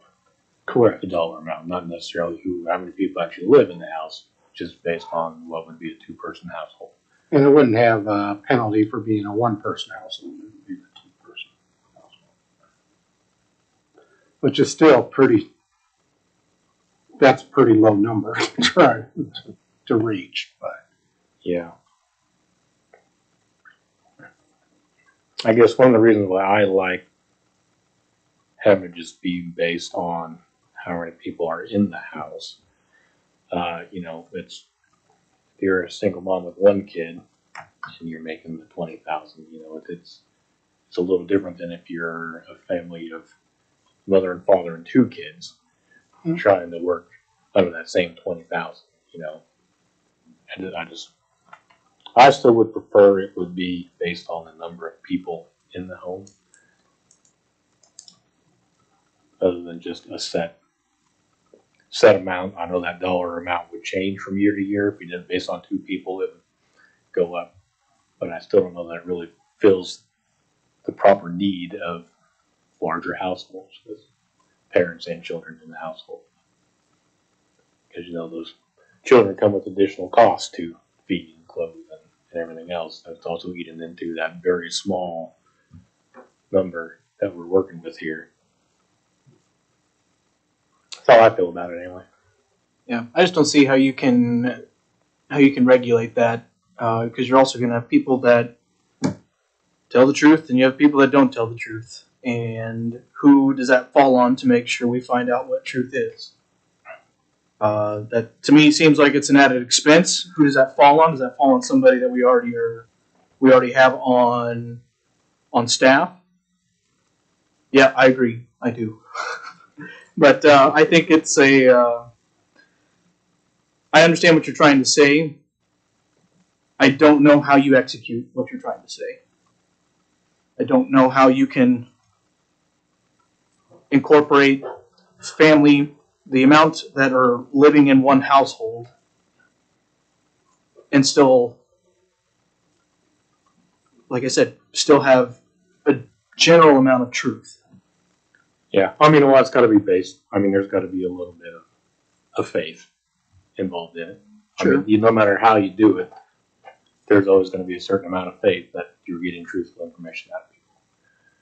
You know, there's always a chance that somebody will try to work the system in one way or another. You know, but I mean, like we use, like previous years, federal income taxes. You know, you have to on there. You have to put your dependents and stuff on there that could be used to determine the amount of people in the household. But I mean, I don't know the exact method of how we would do it, but I feel in my heart that if we were going to do this, we need to do it in a way that's most fair for everybody who's in dire need of help.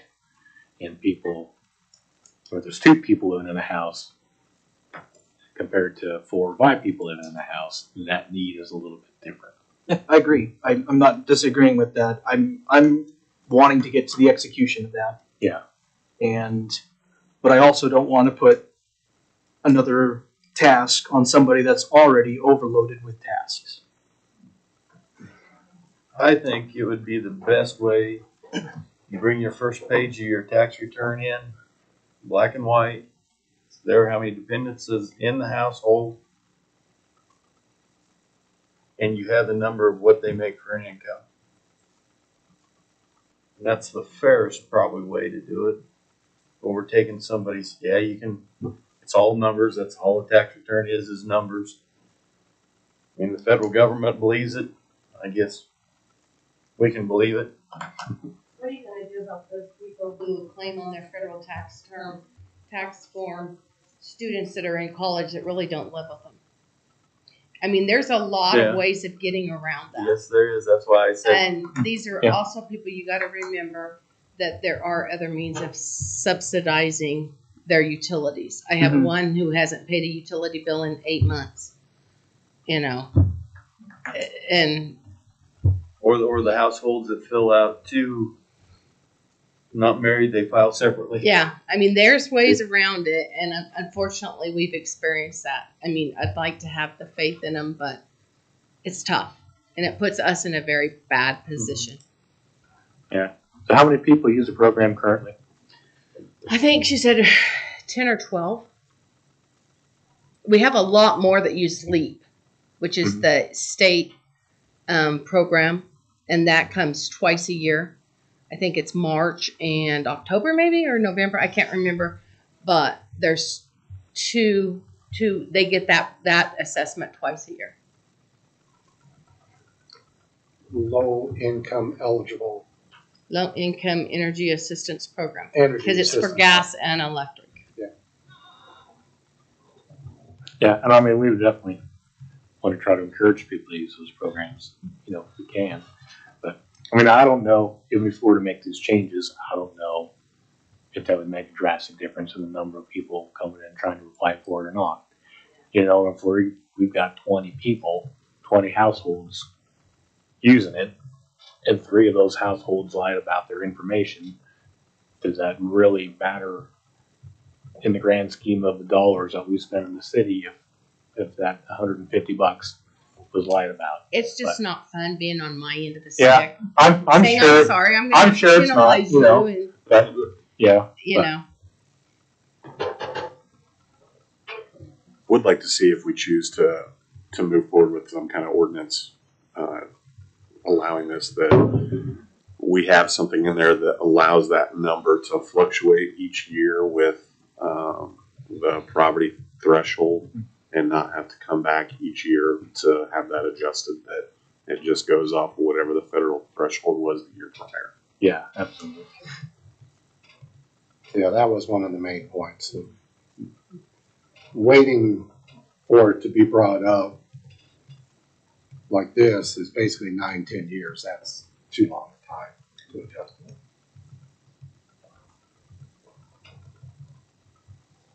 And no matter which way we go, I don't know that anyone behind the table up here is suggesting that we have anybody going to check on people to see how many people they have in the house. That's not anything I think we're interested in or, as a part of this. So.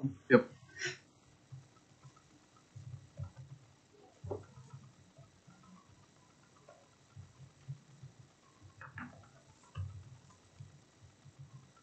So I feel like we're still really not at a consensus of how to move forward.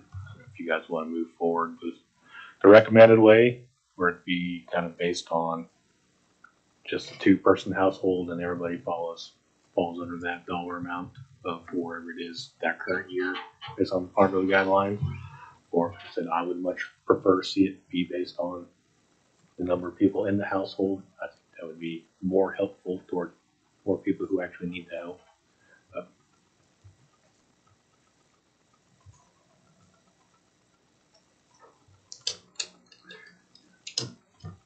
Yes, I would be in favor of moving forward with it as presented in the packet. I think it's probably the easiest way to go on city staff. I would like to see the addition of being able to change those numbers as they come in each year.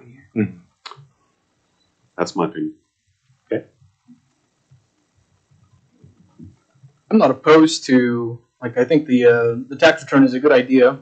I would like to see, like, what staff thought of that idea, if that was too cumbersome, or if, I don't know what that looks like legally. Like, if there's anything that we need to follow legally to be able to ask for that document. Things like that. I don't think like this is a dead topic. I think that this is good discussion. I just think we need more pieces to the puzzle filled in before we can actually make a good decision. Well, Mayor, how is it done now? I mean, do you? They provide tax returns. If they want the program, they provide us some sort of manner in order to verify the income.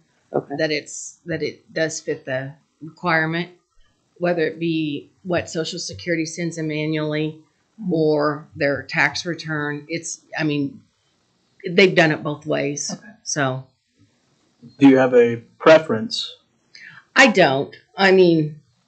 I wish more people would take advantage of it too, but you also can't. You also Can't lead a horse to water and make him. Well, that plus you also got to realize I see the other side of it, and I see how many people get LEAP and what they get on LEAP, and I sit here and I think this person should have gotten more and this person should have gotten less, and it's really hard to sit and watch that.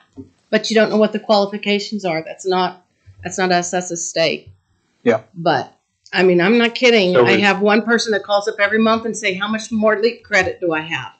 And this So if has somebody been has something like LEAP, that information comes through you at the city. No, actually, what they do is it comes through DCF, and people come in and ask, and we certainly send them to DCF because that's where they go to fill out the application.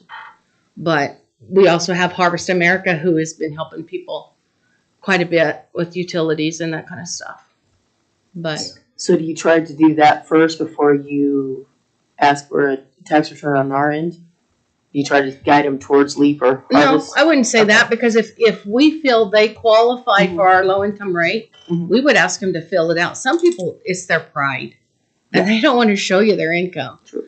And I mean, it's kind of humiliating to them. And it's sad to see what some people live on. And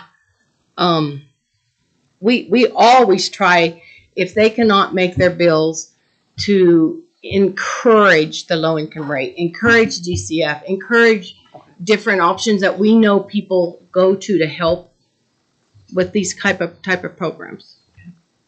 I mean, we really do try to go to lots of ends to help them. So if people get assistance from Mike Lee for Harvest America, so is that money that goes directly to them to pay their bill?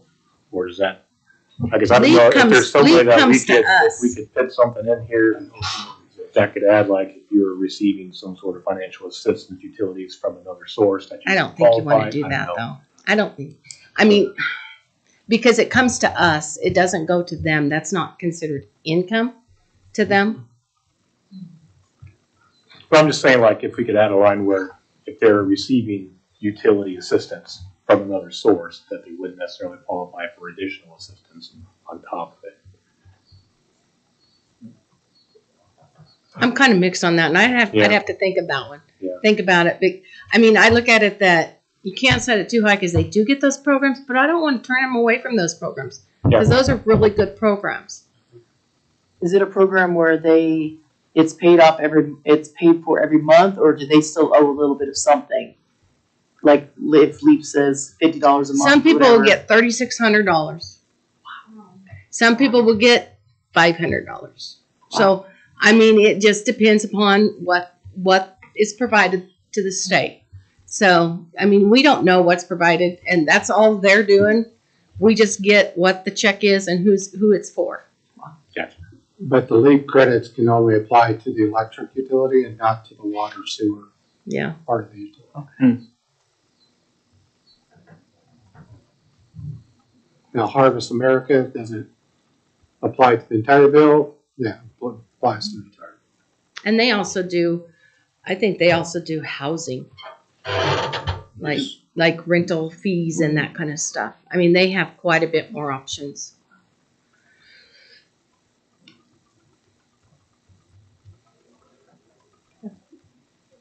This is a tough subject. I'm not gonna. Yeah. But we want to, I guess, I don't know, we want to kind of bring it back up discussion again for next meeting with whatever additional information. What staff can do is put together an ordinance that would actually, this is what it would look like to make that change. Because it just has numbers on a page right now. But then also provide an additional section for any other part of the discussion. So this is the change that would require to change it to match the number, and then also an additional saying that it will be measured based on this published document on an annual basis and adjusted at this time every year. If those three things are in the ordinance, and then the item that still seems to be some discussion about it as far as number of people in the household. Would that be okay to come back with that type of thing? I think so. Yeah, it is. Yes. The other question on this would be, are we okay? Because I questioned about how, because we have on the water utility, it's 15%, and then on the electric rate, it's per kilowatt hour. Is that how we still want to leave it? Is that easiest on your guys' end to figure that? Is it easiest if we just did percentage of the bill? What? It's easier to do a rate to do. I mean, per kilowatt hour. Do a lower rate or whatever. So we just need to make sure that that rate's still, I guess we feel is the appropriate rate for it to be. Yeah, well, we'll confirm that among staff to be able to do that. Okay. Are we good on this one for now, anyhow?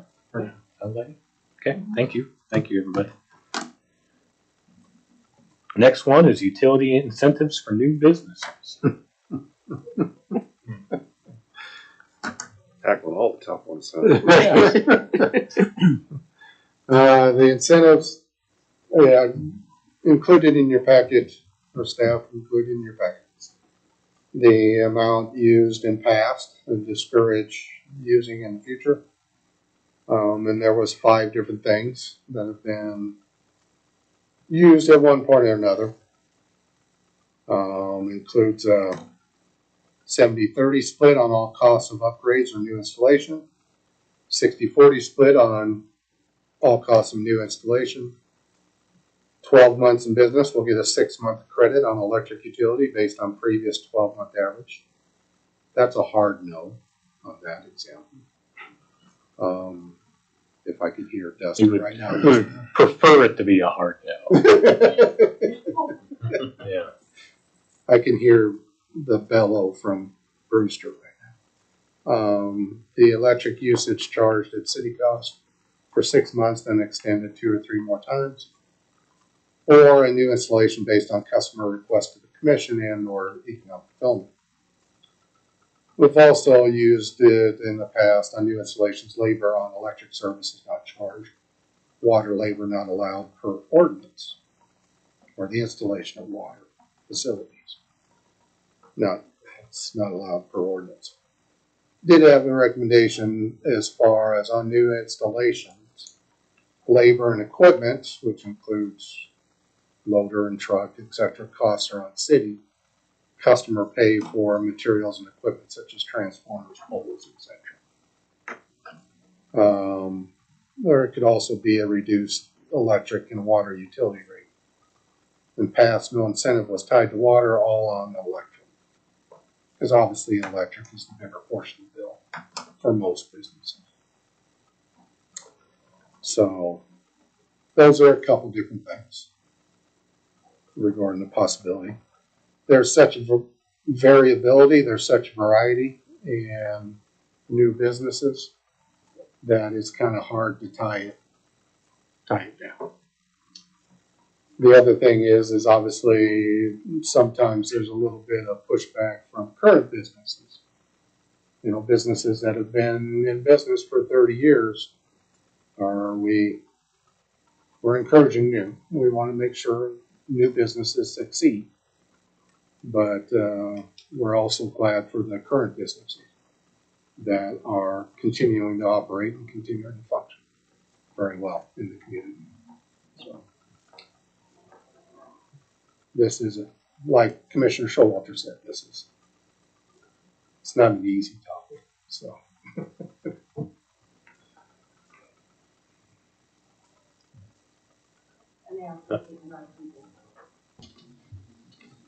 Yeah, I did not include that on I forgot to add that to the list.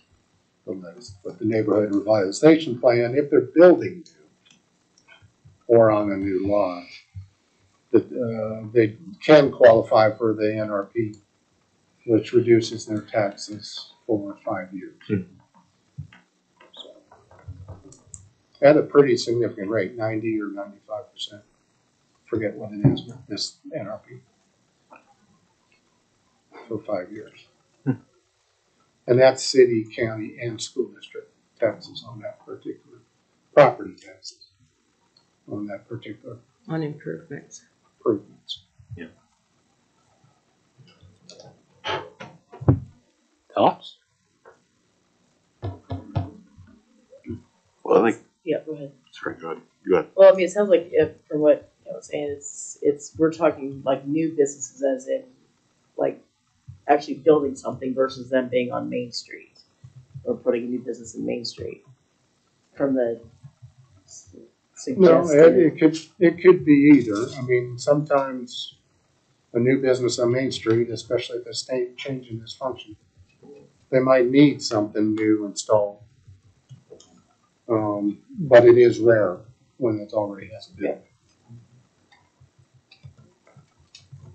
In that instance, that business would just qualify for the reduced rate or whatever. Correct. And go that far.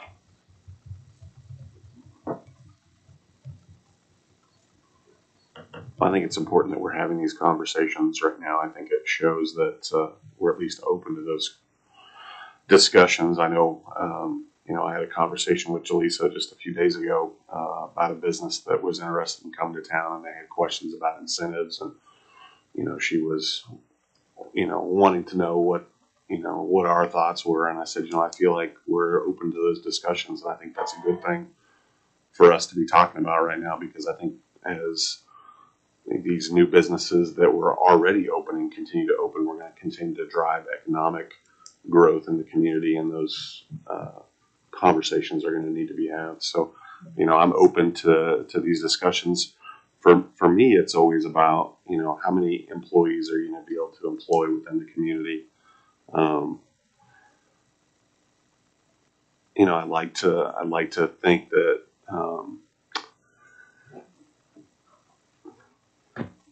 yeah, I'm open to the discussion, I guess. I'll finish there. Well, I think it'd be nice to have something in place just in general. And then if we have some really large business looking to bring a huge number of workers into the community, we can be open to maybe a specific incentive plan with that one business or something that's different than what's in policy. But I mean, I like the idea of, customers paying for materials and us installing stuff for them. I think that's good for people building new, and I still like the idea of about 6 months of a reduced rate. However, that needs to be figured. Quit shaking your head at me, Mary. I didn't know what the electric fund did when that happened. Yeah. But I mean, it doesn't have to be a free rate, it can be a reduced rate, but if 10% off. But if you hold it like I think it should be a 6 months, Mm-hmm. and that's what it is. Yeah. 6 months and I agree with you. But I don't know. I was pondering over, maybe this is completely out of line, but if you can get kind of a general idea of what the business is bringing, are they bringing 2 jobs? Are they bringing 20 jobs? Are they bringing 50 jobs?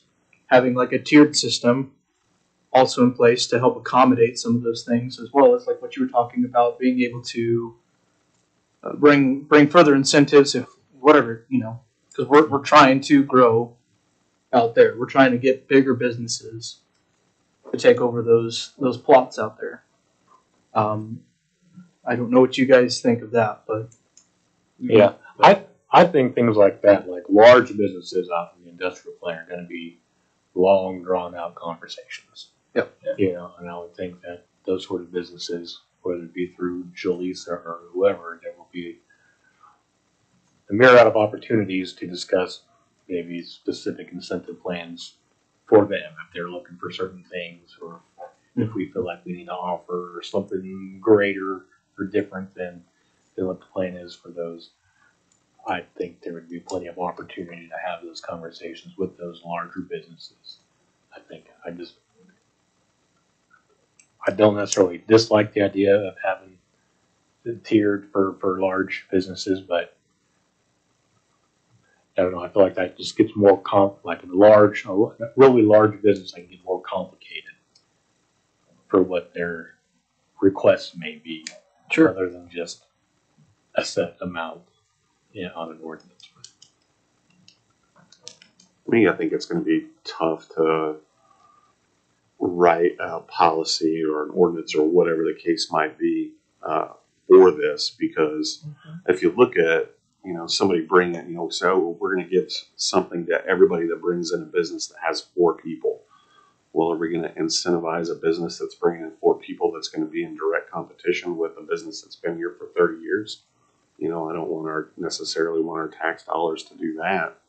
So I feel like it just almost needs to be an individual case-by-case basis that, if we have a business that comes in that wants incentives, then we need to have that conversation.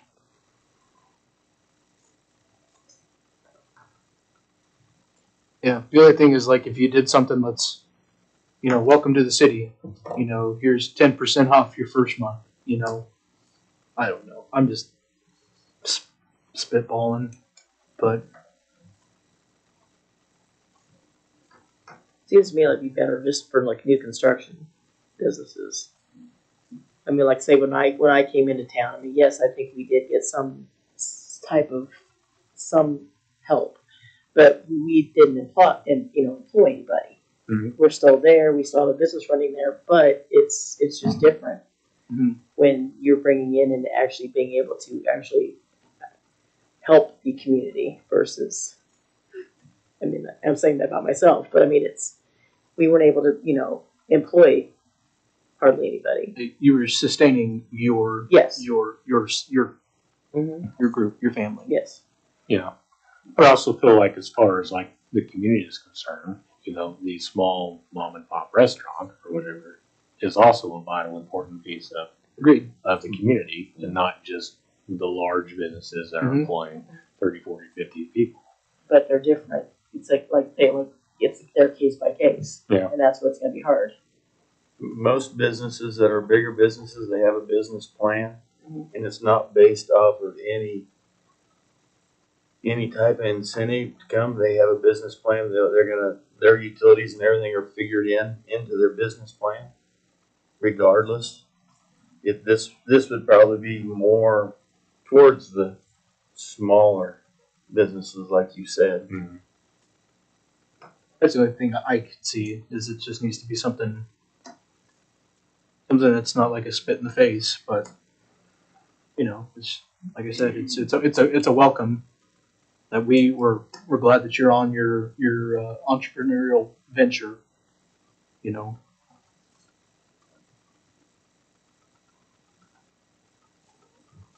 And we're discussing it, but it's not something we have to do. It's something that I brought up, something I would like to see us try to figure something out, but it's not something that we have to do. I mean, everybody can come and ask us what we'll think about doing. I have one thing I have a hard time with that, just for if we have over a period of 3 years, 10 different businesses that come in doing something, and they come in and we give them each 10 different things,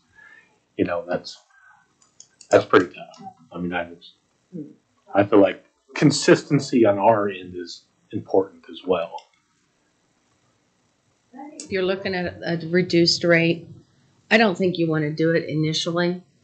And my thinking on that is if you're starting a business, you're going to hook up utilities. You're not going to be open right away.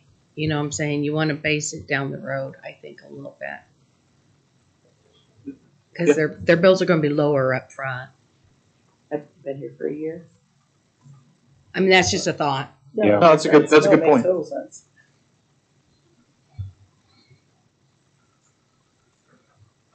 The things we don't think about. That's why we got staff. Well, you guys want to kind of said there's some recommendations in here. You guys just kind of want to mull this over for another meeting and maybe bring this one just back for kind of general discussion again next time. Yeah, I think this is something that's got to have a rolling discussion for a while. We got a lot of ideas we're going to have to talk through. So, yes. And it's not bad. It's good to have these discussions. Yeah. Okay. We'll bring them back next time. Okay. Anybody have anything else they wish to add to the discussion items today? Okay, we'll move on to reports, starting with our city manager, Kim. Included in your packet is the manager memo.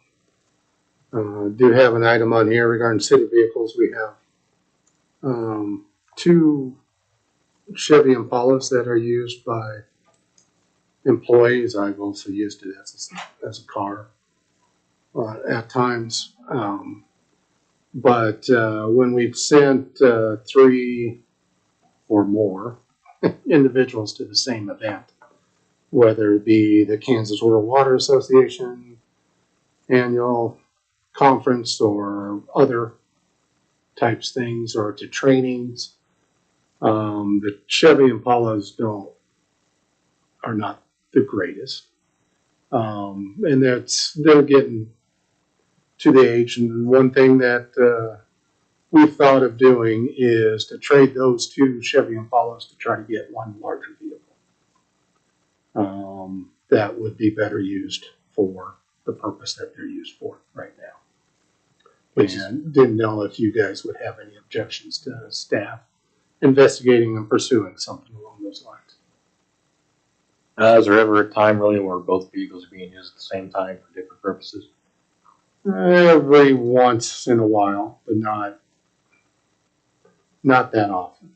So I guess what would happen at those time periods if there was a need for two vehicles and we just had one? And then we end up with another vehicle of some sort or another being used. That's kind of happening now because those aren't comfortable for people to travel in. We'll end up with one of the pickups being used or the hand-me-down police pickup that I'm currently using for something. So Yeah, I mean, if we can trade off two vehicles for one that serves a better purpose, I don't see an issue with trying to look into something. Welch has a couple of Fiestas we'll give you. We're almost to three of a kind. Two pairs. Sounds like we're not. You don't have to trade for these. They'll just give them. I think those Impalas are hard to fit people in. Yeah, 2013 Impala and 2012 Impala. No, it's 2011 and 2012 Impalas. The other thing is the North Central Regional Planning Commission Housing Initiative. They had both assistance for housing. It wasn't called remodeling, but it was something. Improvements program. They had it in 6 different counties. They had it in Sherman County as well. It was successful that they have filled up regarding that situation. They also have a demolition pilot program that has not filled up. And we ended up on a call with them last week. And we ended up with a application that could work is the city as the co-applicant. So it may seem a possibility, and it's up to $5,000 per property for demolition, that if we still have to work with the property owners, but to be able to apply and the funds actually come to the city to be able to, we might be able to get a couple additional properties done this year. So it seems like a real possibility. The program is still open. There are a couple folks that are interested in applying. We'll see if they actually end up applying or not. But they've only had one application at this point on those funds. So at $5,000 per property, that could help us stretch our dollars a little further, obviously. So if it's okay with the commission, we'll go ahead and pursue those applications for that demolition money. Yeah. Well, I think that sounds good.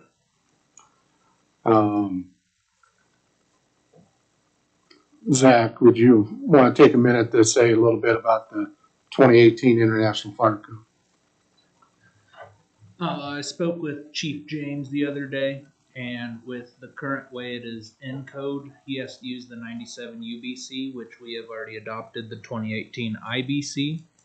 So adopting the 2018 IFC, the International Fire Code, we'd be able to go off of the same codes and enforce the same things. So me and the construction board are going to meet with him, not this month, but the next month, and he will review the book with us, and then I will bring that to you guys for adoption. Sounds good. All right. I like it.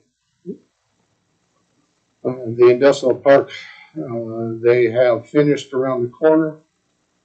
I do need to talk to you, Andrew, about something. I met Alan Townsend there today about the corner, just for a little bit.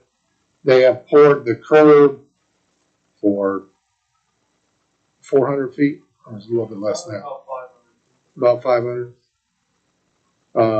As it heads west from the curb. They will be getting the base ready for the rest of this week, and then they'll pour that next week. So it is, and the drainage pond or retention pond is basically complete at this point, and it's really starting to take shape. So with that street, it really gives you a visual idea of how those parcels are gonna be split up at this point. So they are moving full steam ahead, so making good time. So. Good. And then the Caldwell cost share project schedule, I didn't call and ask you today if there was an update, if it was next week or the following week. No updates. So it'll probably be the 16th was when that project will get started. So a week from Monday. And that'll be just the driving lanes on Caldwell between 10th and 17th. And it'll be the full intersections. But in between blocks, it will just be the 2 driving lanes. And it'll be a mill and overlay project. And that's all I have at this point. No? Anybody have any questions or comments for our city manager? Thank you, Ken. Move on to commissioner reports. Start down here on my right with Commissioner Showalter. I have no reports tonight. Commissioner Myers, Nothing at this time. Commissioner Howard, Nothing at this time. Commissioner Redland. Yep, just want to say thank you to city staff for all of your hard work on the budget, on all of these extra things that we've added at the end of this of our time. It just shows me that you guys also care, and we appreciate your opinions. That's it. Okay, for the mayor's report, I have nothing more to add. With that, I would entertain a motion to adjourn. Salute. Motion by Commissioner Showalter, Second. second by Commissioner Redland. All in favor say aye. Aye. Thank you, everybody.